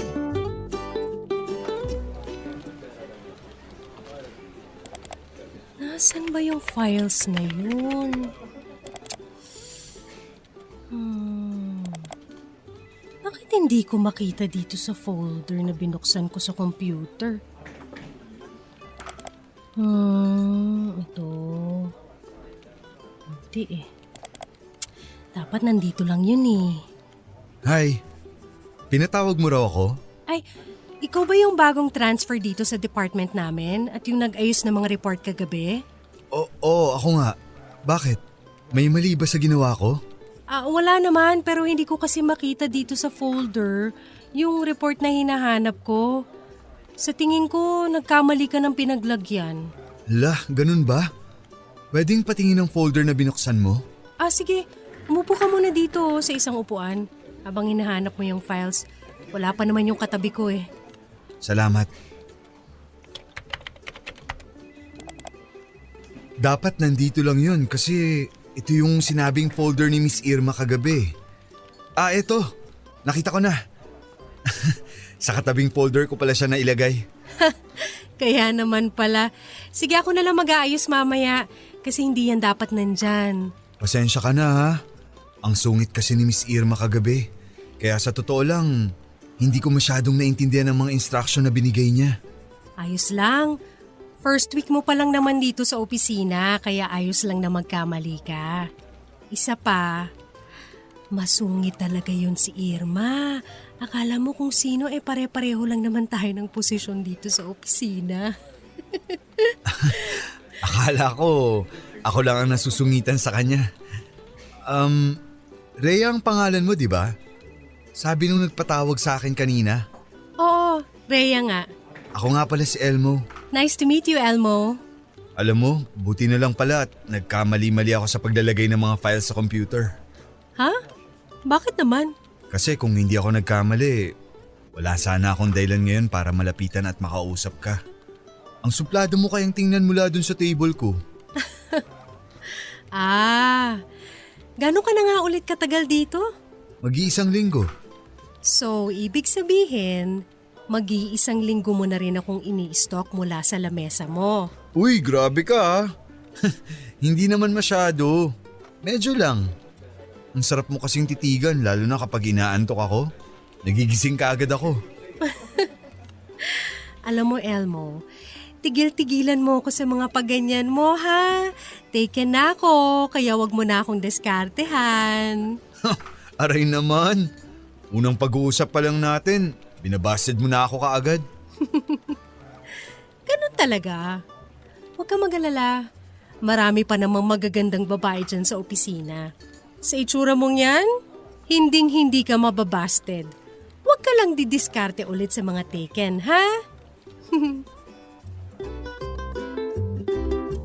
Aaminin ko, Papa Dudut, na sa unang beses na nagkausap kami ni Elmo ay naramdaman ko na may kahulugan ang mga simpleng pasaring niya sa akin. Hindi naman ako bata at hindi rin ako manhid para hindi magets na gusto niya akong pormahan. Kaya nga nilinaw ko kaagad sa kanya na nasa isang seryosong relasyon ako. Kaya itigil na niya kung ano man ang iniisip niyang gawin na pagdiskarte sa akin. Ayoko naman kasi na ako pa ang magbigay ng dahilan upang mas lalong lumabo ang relasyon namin ni Ivan. Pero Papa Dudut, kung anong pilit ko na maayos ang relasyon namin ay para bang binabaliwala lahat ni Ivan yon. Ni hindi ko man lang maramdaman ang effort niya para makausap ako sa araw-araw. Ano ba naman yung tawagan niya ako kahit na sa Facebook Messenger lang para magkausap at kumustahan kaming saglit. Pero parang mas nakaluwag pa yata sa kanya na nagkalayo kami dahil hindi ko na siya naaabala sa trabaho niya. Kaya nang minsang hindi niya nasagot ang tawag ko sa dapat na online celebration namin ng aming monthsary ay sobrang sumama ang loob ko. Tumawag din naman siya sa akin kinabukasan para mag-sorry dahil ginabi na raw siya ng uwi. Kaya nawala sa isipan niya ang tungkol sa monthsary namin. Pero dahil sa sama ng loob ko, ay sinabihan ko na siyang mag-focus na lang muna sa trabaho niya. At kausapin na lang ako kapag may oras na siya para sa akin at sa relasyon naming dalawa.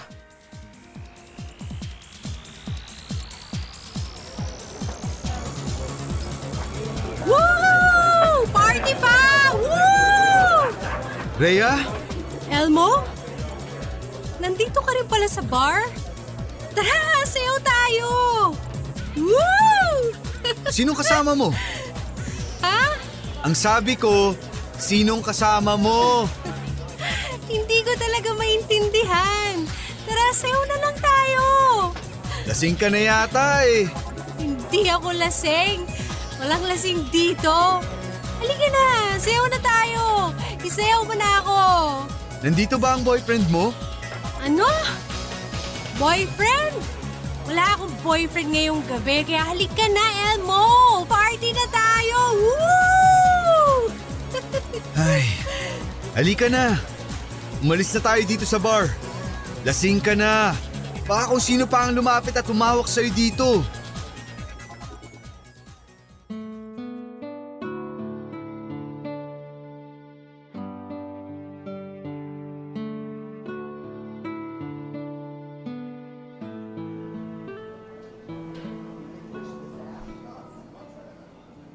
Pasensya ka na kanina, ha?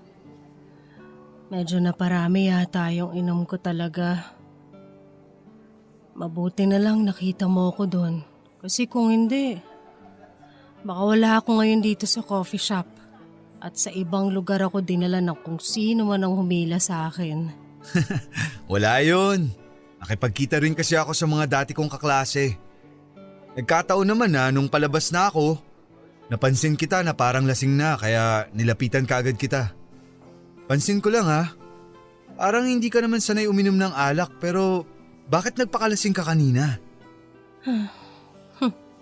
Mahabang kwento eh. Ayos lang kung ayaw mong sabihin. Pero hindi ka ba talaga susunduin ng boyfriend mo? Paano niya ako masusundo? Nasa Dubai siya. LDR kayo? Oo, mag-iisang taon na. I see. Hindi ka ba nahihirapan sa setup niyong dalawa? Alam mo, parang wala naman nagbago. Kasi nung nandito pa siya sa Pilipinas, kahit magkasama kami sa iisang bahay, parang wala rin akong kasama. Workaholic kasi yung boyfriend ko eh. Literal na mas marami pa siyang oras sa trabaho kaysa sa akin. Buti hindi mo siya inaaway ng dahil dun. Ang totoo, siya yung dahilan kung bakit ako nagpakalasing kanina. Wala eh. Minsan talaga, nakakapagod na lang mang-away. Hindi ko na nga maalala kung kailan yung last time na nag-out of town kami bago siya pumunta ng Dubai. Bukod kasi sa workaholic siya, kuripot din pagdating sa mga date namin. Ikaw, matipid ka rin ba pagdating sa mga date nyo ng girlfriend mo? Wala naman akong girlfriend. Pero opinion ko lang ha, kung para naman sa mahal mo, bakit mo iisipin yung gastos? Ano ba naman yung kahit isa o 2 beses sa isang buwan na gumastos kayo para sa inyong dalawa, di ba? Ang sarap kaya sa pakiramdam na sabay niyong ginagastos ng taong mahal mo ang perang pinaghirapan niyo. Yan din ang naisip ko eh. Dati naman hindi kami ganito. Sweet yung boyfriend ko, tsaka mahilig din siyang magyaya ng out of town na bakasyon. Siguro kapag nagmamature na talaga ang isang tao, medyo nagiging kuripot at workaholic na. Sobrahan nga lang yata si Ivan masyado.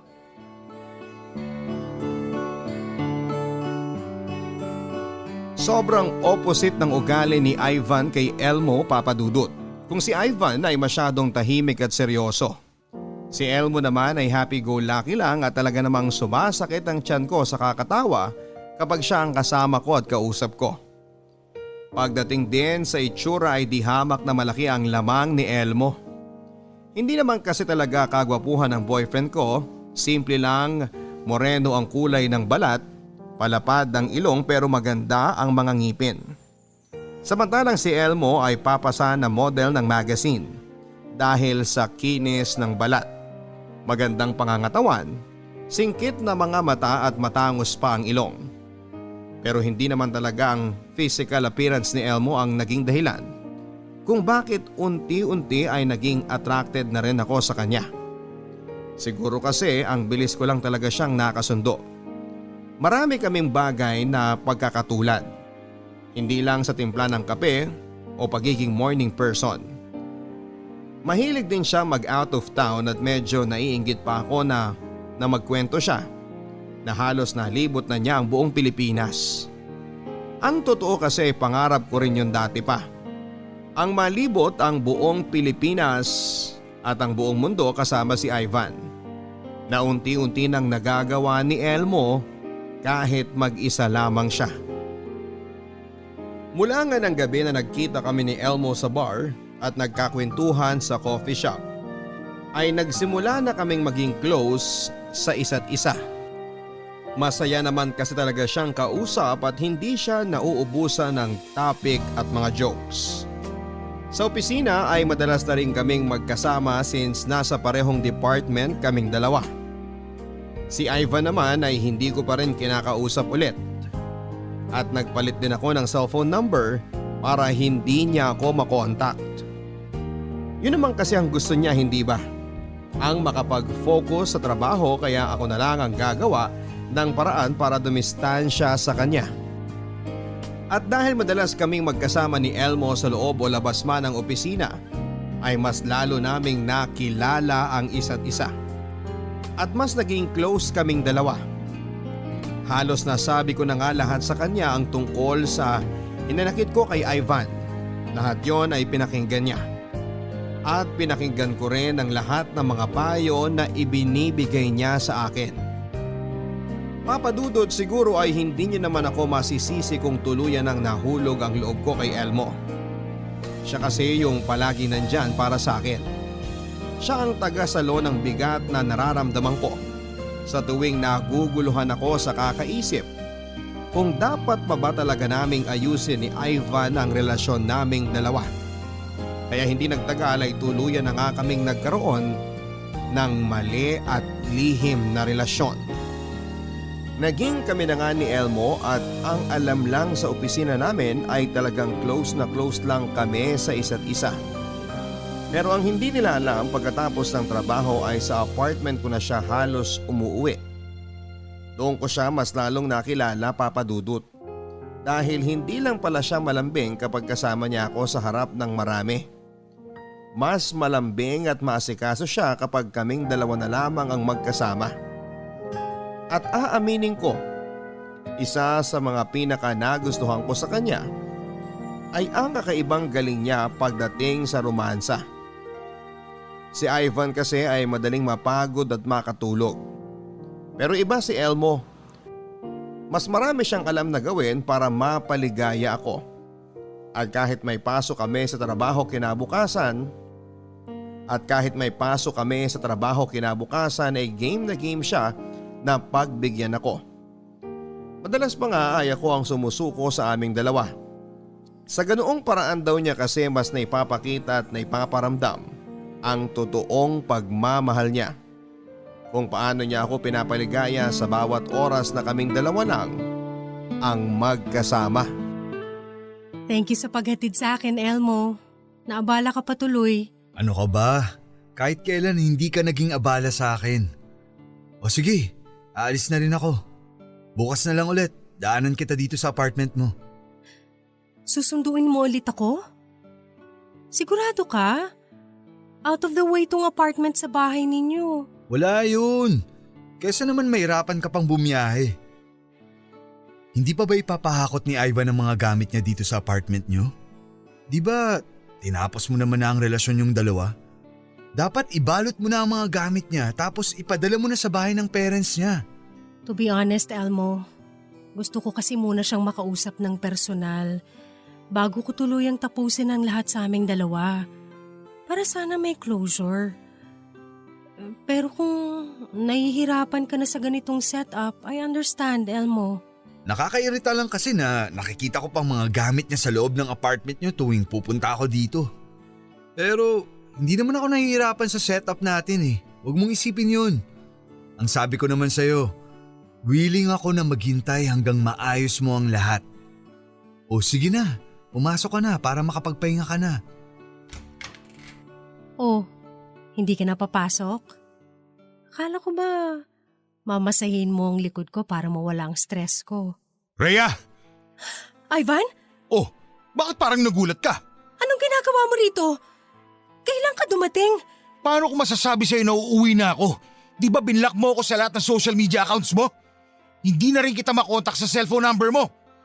So tama pa lang lahat ng kutob ko. Itong hayop na to ba ang pinalit mo sa akin?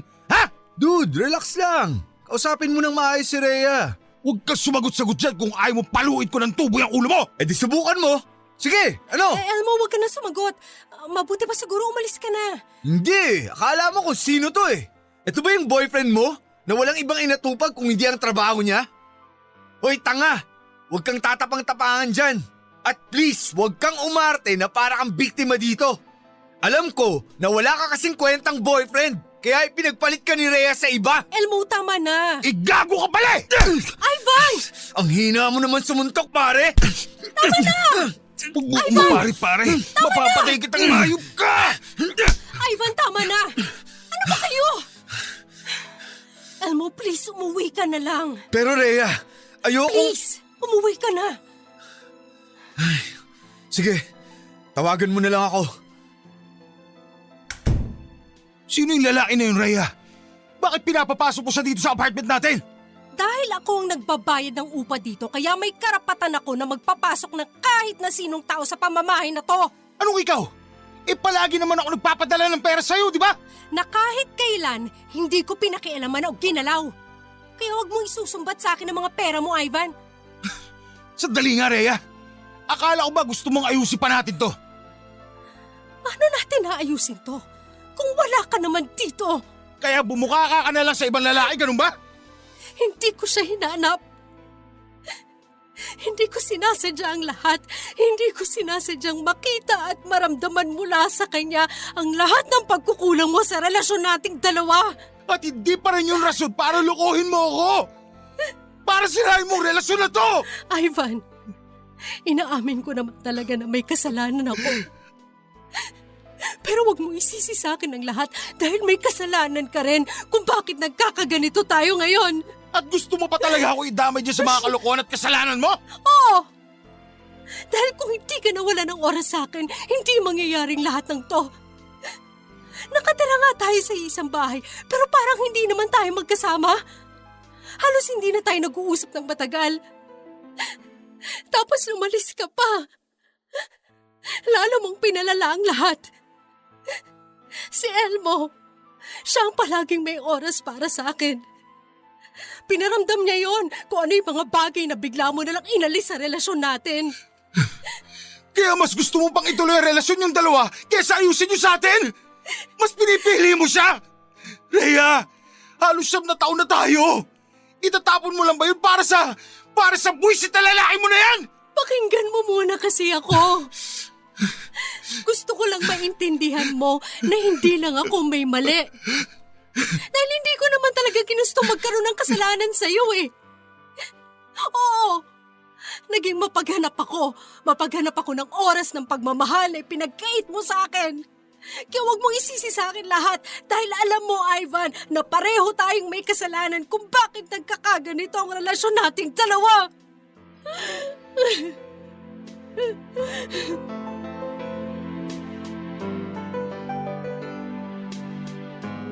Oo, ako ang nagloko at nagkaroon ng ibang lalaki. Pero hindi ko naman magagawa yon kung hindi nagkulang ng oras sa akin si Ivan. Hindi mangyayari ito kung nag-effort man lang sana siya na ayusin ang relasyon naming dalawa. Pagkatapos ng pag-uusap namin ni Ivan ng gabing yon ay mas lalo akong naguluhan. May katwiran din naman kasi ang lahat ng sinabi niya. Ang pagsusumikap na ginagawa niya sa trabaho ay para rin sa future naming dalawa. Iniisip ko tuloy na baka nasa akin talaga ang lahat ng mali. Baka naging masyado lang akong mapaglaro at mapaghanap. Baka naghahanap lang ako ng mapaglilibangan at mapaglilipasan ng oras. Pero hindi eh. Dahil sa totoo lang, sa tuwing kasama ko si Elmo, napakagaan ng pakiramdam ko. Masyadong mabilis ang lahat, pero sadyang mabilis lang din akong naging komportable na kasama siya. Ang bilis ko siyang minahal. Siguro kasi ay naramdaman ko mula sa kanyang lahat ng hinahanap ko kay Ivan. Sa totoo lang ay hindi ko na alam kung sino ba ang dapat kong piliin sa kanilang dalawa. Kung kaninong relasyon ba ang dapat kong ituloy. Hanggang sa nagdesisyon akong tapusin ang halos 5 buwan na maling relasyon namin ni Elmo. Oo, mas pinili kong ayusin ang sa amin ni Ivan. Ganon din naman siya kaya nagkabalikan din kami kaagad. Bumalik na siya sa apartment at pagkatapos namin na muling pag-usapan ang mga naging kasalanan namin sa isa't isa, nangako siya na babawi sa mga naging pagkukulang niya. At nangako naman ako na kahit kailan, hindi ko nakakausapin pa si Elmo. Kahit na alam kong mahirap yon dahil iisa lang ang department namin sa trabaho. Sinisigurado ko na ang lahat ng pwede naming pag-usapan ay may kinalaman na lang sa trabaho namin.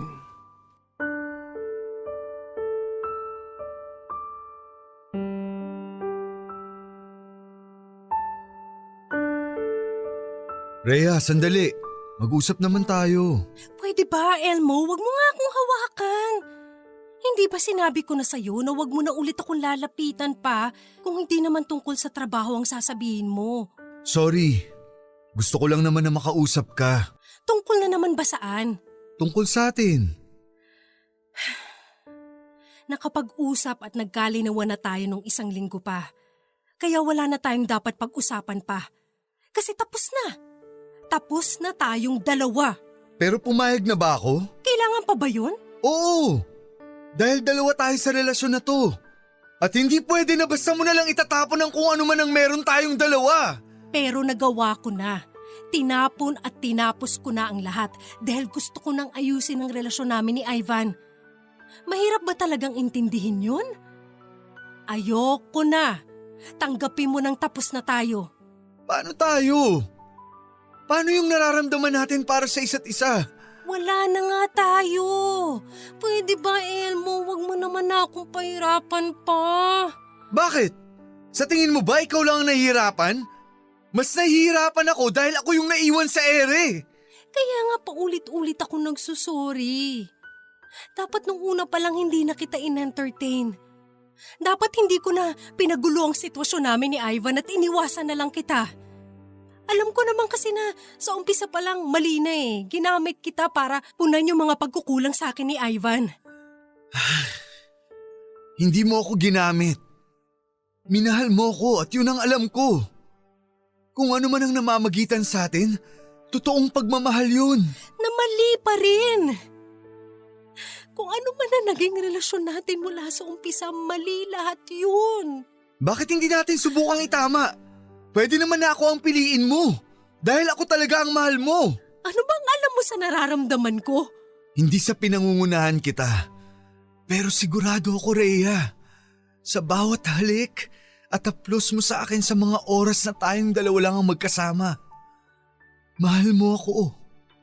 Minahal mo ako. At hindi mo ako ginamit para lang gawing pampalipas oras mo. Aminin mo na. Aminin mo kung anong totoong nararamdaman mo.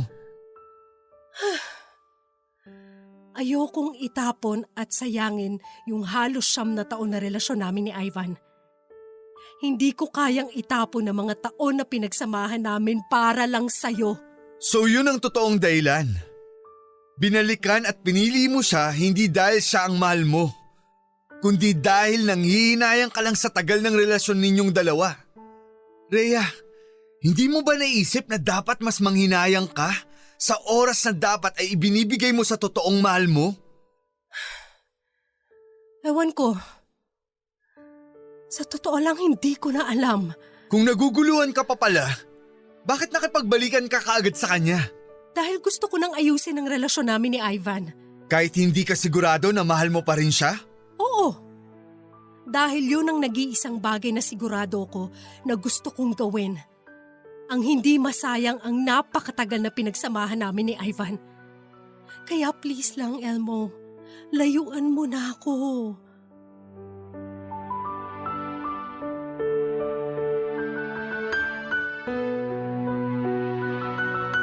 Papadudot aaminin ko na isa sa mga dahilan kung bakit nakipagbalikan ako kay Ivan ay dahil nanghihinayang ako sa ilang taon na relasyon naming dalawa. Isa pa ay si Ivan kasi ang first boyfriend ko na hiniling ko na sana ay maging last ko na rin dahil siya na ang gusto kong mapangasawa. Kaya lang mula nang makilala at makasama ko si Elmo, parang nagbago ang lahat. Naramdaman ko, Papadudot, na parang mas matimbang na siya sa puso ko. Iba kasi ang saya na ibinibigay niya sa tuwing magkasama kaming dalawa noon. Mas magaan at masarap siyang kausap. Para bang chill lang lahat at walang pressure.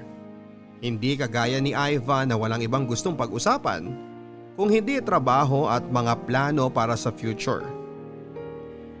Pero kahit alam ko sa sarili ko na mas mahal ko na si Elmo, ay si Ivan pa rin ang pinili ko. Ayoko kasing magtapon ng maraming taon para lamang sa ilang buwan namin ni Elmo. Paano nga kung masyado lang kaming natuwa sa isa't isa, pero pampalipas oras lang naman talaga ang lahat. Paano kung may ugali pa kami na hindi na ipapakita na pwede naming ika-turn off? At least si Ivan, kabisado ko na ang lahat sa kanya at ganon din siya sa akin. Kaya naman ginawa ko ang lahat para tuluyan ng maiwasan pa si Elmo sa loob o labas man ng opisina. Kasabay ng pag-iwas ko kay Elmo ay ang pagfo-focus ko na maayos ang relasyon naming dalawa ni Ivan. Hindi na rin naman siya bumalik pa ng Dubai at dito na ulit sa Pilipinas nagtrabaho. Nangako rin siya sa akin na tutulungan niya akong ibalik yung dating kami para maayos ang relasyon namin. Naging maayos kami sa umpisa, Papadudot, at hindi na masyadong nagtatalo. Pero habang tumatagal ay parang nagsisimula siyang bumalik sa dati. Yung Ivan na cold, workaholic at mainit din ang ulo pagdating sa bahay. Hanggang sa bumalik na nga kami sa dati ni Ivan. Bumalik na rin ang dating Ivan na palaging dahilan ng pag-aaway naming dalawa. Oo, hindi na siya nag-overtime sa trabaho. Hindi na rin pumapasok kapag Sabado o Linggo. Pero parang gano'n na rin ang naging setup naming dalawa. Dahil palagi niyang inuuwi ang mga trabaho niya sa bahay. Palagi ko siyang hindi makausap ng maayos o kahit malambing man lang. Pero pagkatapos naman niyang gawin ang mga inuuwi niyang office work, saka siya lalapit sa akin at magsusori sa pag-init ng ulo niya at mabilis na pagkairita sa akin. Nang dahil doon ay nagsisimula ko ng maramdaman, Papadudot, na parang nagkamali ako ng pinili at naging desisyon. Lalo na kapag nagsisigawan na kami ni Ivan sa loob ng apartment at nagkakasumbatan. Nasa huli naman ay naaayos din naming dalawa. Iniisip ko noon na palagi na lang ba talaga kaming ganito? Walang ibang ginawa kung hindi ang mag-away ng dahil sa trabaho niya. Tapos magkakaayos din sa bandang huli. Minsan kasi ay nakakasawa at nakakapagod na. Isang araw ay lumapit sa akin si Elmo at kagaya ng dati ay pilit ko siyang pinagtatabuyan. Pero ang sabi niya noon ay gusto niya lamang ipaalam sa akin na nakita niya si Ivan sa isang restaurant na malapit sa kanila. May kasama raw itong babae at isang batang lalaki na kamukha nito at pinaghihinalaan niyang anak ni Ivan. Dumiretso pa raw ng grocery na malapit sa restaurant ang mga ito. Hindi lang daw yon isa o dalawang beses dahil linggo-linggo raw niyang nakikita ang mga ito na magkakasama. Sobrang nagalit ako kay Elmo dahil pakiramdam ko nang dahil sa kagustuhan niyang mabawi ako kay Ivan ay sinisiraan niya at gumagawa na siya ng kwentong paninira sa boyfriend ko. Kaya naman sinabihan ko na siya na itigil na ang paninira kay Ivan. Pero sa totoo lang, Papa Dudut, mula nang sabihin niya yon ay hindi na nawala ang kaba sa dibdib ko. Kaya naisipan ko na sorpresahin si Ivan pagkatapos ng trabaho niya sa opisina. Ang hindi ko alam ay ako pala ang masosorpresa dahil sa mga malalaman ko.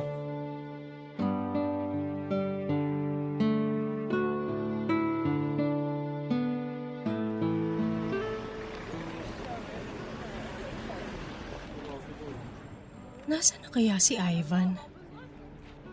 Hindi niya na sinasagot ang mga tawag ko. Ang sabi ng guard sa opisina nila, nandito lang daw siya sa restaurant. Teka, siya yata yun. Pero sino yung babaeng kasama niya na inabutan niya ng pera?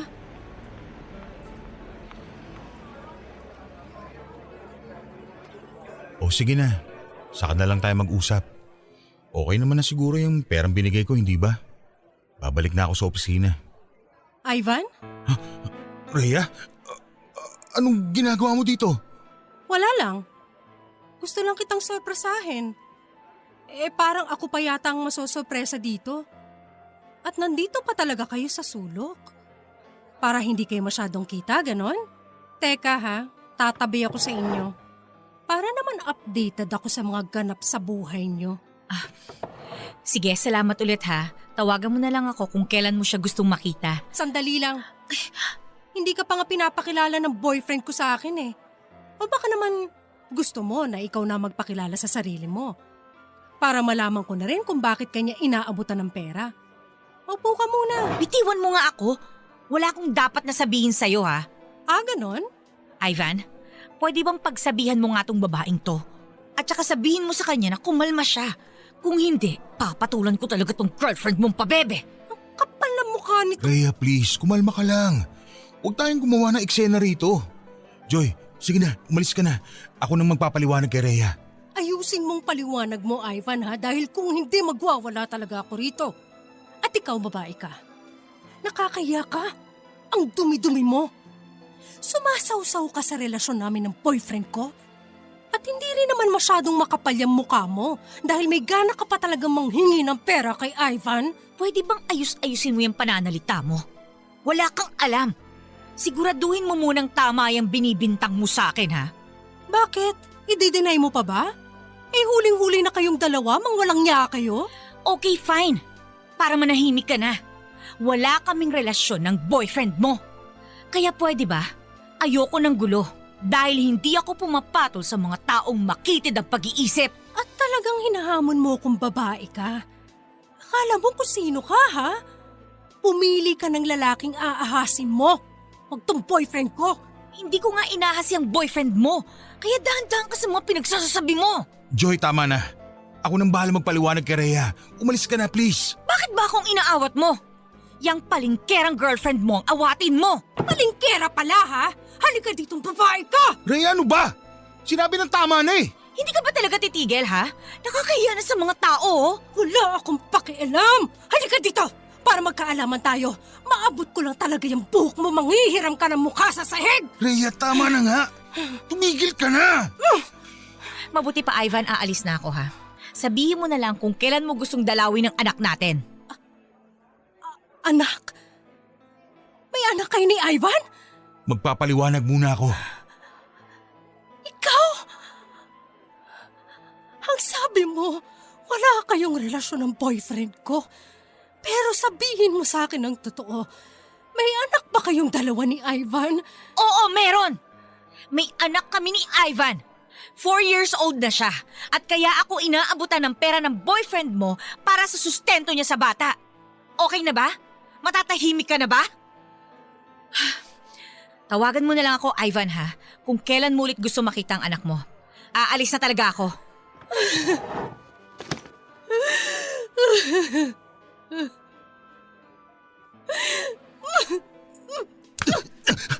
Rhea, sandali! Teka muna! Pakinggan mo muna ako! Magpapaliwanag ako! Ako ba ako?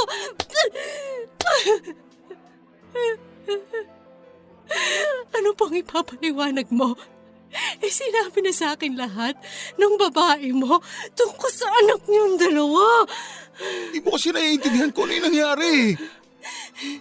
Pues, ipaintindi mo sa akin na huwag kong paniwalaan yung mga sinabi ng babae mo. Pakinggan mo muna kasi ako.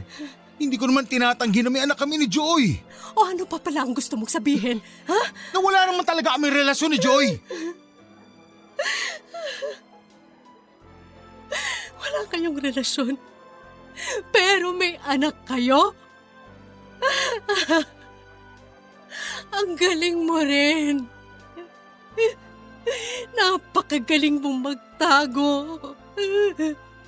Alam mo, tama sila. Dapat hindi ko na binigyan pa ng pagkakataon tong relasyon natin. Dahil mulat sa pulpa lang sa ating dalawa, ikaw na talagang manloloko!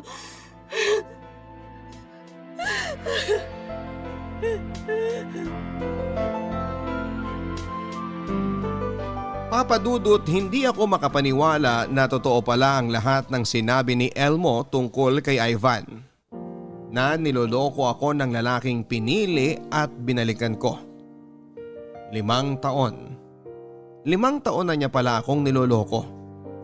Kahit sabihin niya na isang beses lang na may nangyari sa kanila ni Joy, nakabuo pa rin sila ng bata. May anak na siya na itinatago niya sa akin ng ilang taon. Na kaya pala halos pinapatay na niya ang katawan niya sa pagtatrabaho ay para mas maitago niya sa akin ang responsibilidad niya sa anak niya. At kung hindi ko pa sila mahuhuli sa akto, mukhang wala pa talagang balak si Ivan na sabihin sa akin ang katotohanan. Sobrang sakit lang. Kasi pinilit ko pang ayusin ang relasyon namin na matagal na pala talagang sira ng dahil sa kanya. Akala ko kasi ako talaga ang may mali kaya magulo ang relasyon naming dalawa. Na naging masyado lang akong mahina at mapaghanap dahil sa kawalan ng oras ni Ivan para sa akin. Pero may dahilan naman pala lahat ng ginagawa niyang sobrang pagsusumikap sa trabaho. Hindi lang yon para sa akin o sa amin. May kahati na pala ako. Matagal na. Naisip ko noon na kung hindi ko pa nalaman ang katotohanan, hanggang kailan niya ako lolokohin at itatago na may anak na pala siya sa ibang babae. Kaagad akong umuwi ng apartment ng araw na yon para iimpake ang lahat ng mga gamit ko. Pero sumunod din si Ivan para subukan pa akong kausapin. At pigilan kahit na buo na talaga ang desisyon ko. Natapusin na ang lahat sa aming dalawa.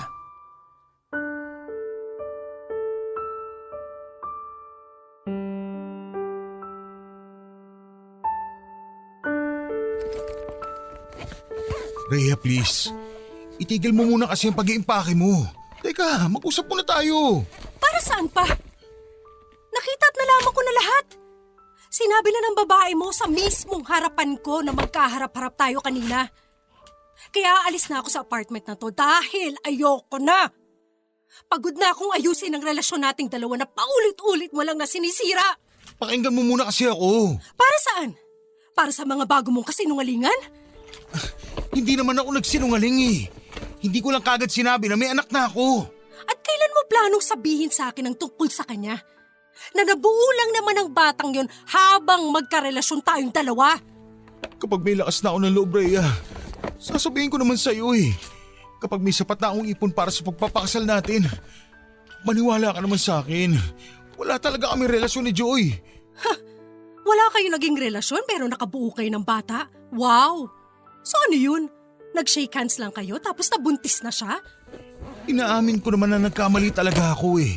Pero isang beses lang yun. Isang gabi lang. 5 years ago, nang umuwi ka sa probinsya ninyo, naglasing ako mag-isa sa bar dahil hindi ko nakuha ang promotion na matagal ko nang pinaghihirapan. Doon ko nakilala si Joy. Tapos wala na ako masyadong matandaan. Basta nagising na lang ako Na may nangyari sa inyong dalawa. Ang galing. Ang galing mong gumawa ng kwento kahit kailan, Ivan. Pero yun nga kasi ang totoo. Hindi ko na nga siya nakita pagkatapos ng isang gabi na yun. Hindi na siya nagparamdam. Tapos 2 years ago, bigla na lang siya bumalik. Pinakilala niya sa akin si Ian, yung anak naming dalawa. Bakit hindi mo kagad sinabi sa akin? Dahil natakot ako na baka hiwalayan mo ko kapag nalaman mong totoo. Kaya tinago mo na lang sa akin. At wala ka na talagang balak na sabihin sa akin ang tungkol sa batang yun? Meron naman, pero hindi pa dapat ngayon. Dahil hindi ko pa kaya. Wala pa ako sapat na lakas ng loob. Kaya nga nagsusumikap ako sa trabaho eh. Dahil gusto kong ipakita sa'yo na ako yung lalaking mas karapat dapat para sa'yo. Kahit may anak na ako sa ibang babae. Lahat ng ginagawa ko sa trabaho para sa'yo, Rhea. Para sa ating dalawa. Hindi rin. Dahil ang totoo, lahat ng pagpapakahirap mo sa trabaho ay para sa responsibilidad na ginagampanan mo sa anak mo bilang ama. Para hindi ko maramdaman na nababawasan ang ipon nating dalawa na sinasabi mong para sa kasal natin. Tama ako, di ba? Rhea naman. Kaya mo rin siguro biglang sinunggaban yung pagkakataon na ipadala ka ng kumpanya nyo sa Dubai para kumita ka ng mas malaki at makapag-ipon ng mas mabilis. Ano? Rhea, I'm sorry. Sinasabi ko na nga ba eh. Kaya wag akong paulit-ulit mong dinadahilan at ang relasyon nating dalawa kung bakit halos patayin mo na yung sarili mo sa trabaho. Dahil alam mo sa sarili mo na para rin yun sa tinatago mong anak. Nakakatawa ka lang eh. Galit na galit ka nung minsang nagkamali ako dahil sa pagkukulang mo sa relasyon natin. Pero ikaw, eto, araw-araw mo palang binibilog ang ulo ko. Sa bawat oras na magkasama tayo, niloloko mo ako. Rhea, please. Pwede pa naman natin ayusin to, hindi ba? Mahal kita at pinagsisihan ko na lahat ng mga naging pagkukulang at pagkakamali ko sa'yo. Magsimula tayo ulit. Ayusin natin ang relasyon na to. Pagod na ako, Ivan. Pagod na akong ayusin tong relasyon nating paulit-ulit lang din namang nasisira nang dahil sa'yo. Rhea, please.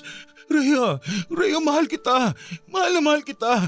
Please naman, huwag mo naman itapon ang 9 na taon natin para lang sa isang pagkakamali ko. Maawa ka naman. Huwag mo sayangin yung napakahabang panahon na pinagsamahan natin. Alam ko naman na mahal mo pa rin ako. Last na to. Please, Rhea. Rhea, isang chance na lang para sa ating dalawa pakiusap. Hindi ko na alam. Masyado na magulo lahat. Litong-lito na yung isip ko. Siguro hayaan mo na lang muna akong makapag-isip-isip. Hayaan mo na lang muna akong umalis dito sa apartment na to.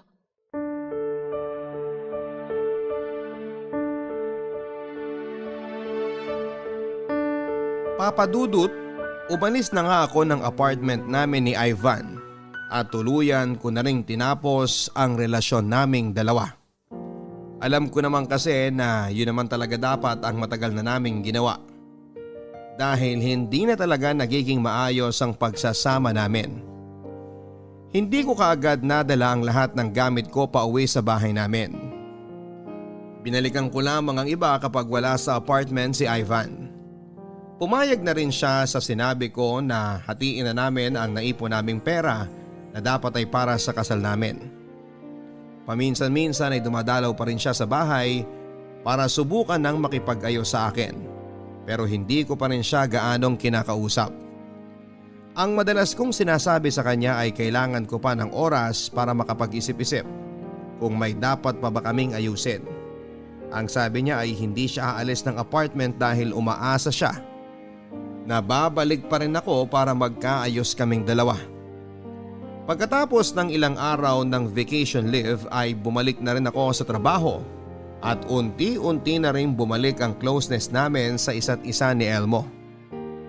Pero nilinaw ko sa kanya na masyado pang maaga para umasa siya na kakayanin ko nang pumasok muli sa isang relasyon. Ayoko rin naman kasi siyang maging palakibutas lamang kung sakali. Gusto ko kapag pumasok na ako sa isang relasyon na kasama siya, sigurado na ako na siya ang mahal ko at wala nang Ivan na magpapalito ng isip ko at nararamdaman ko. Ayoko nang magpadalos-dalos sa mga desisyon at masaktan lang sa huli. Dahil sa totoo lang, may bahagi pa rin ng isip ko na gustong bumalik kay Ivan at ayusin ang lahat.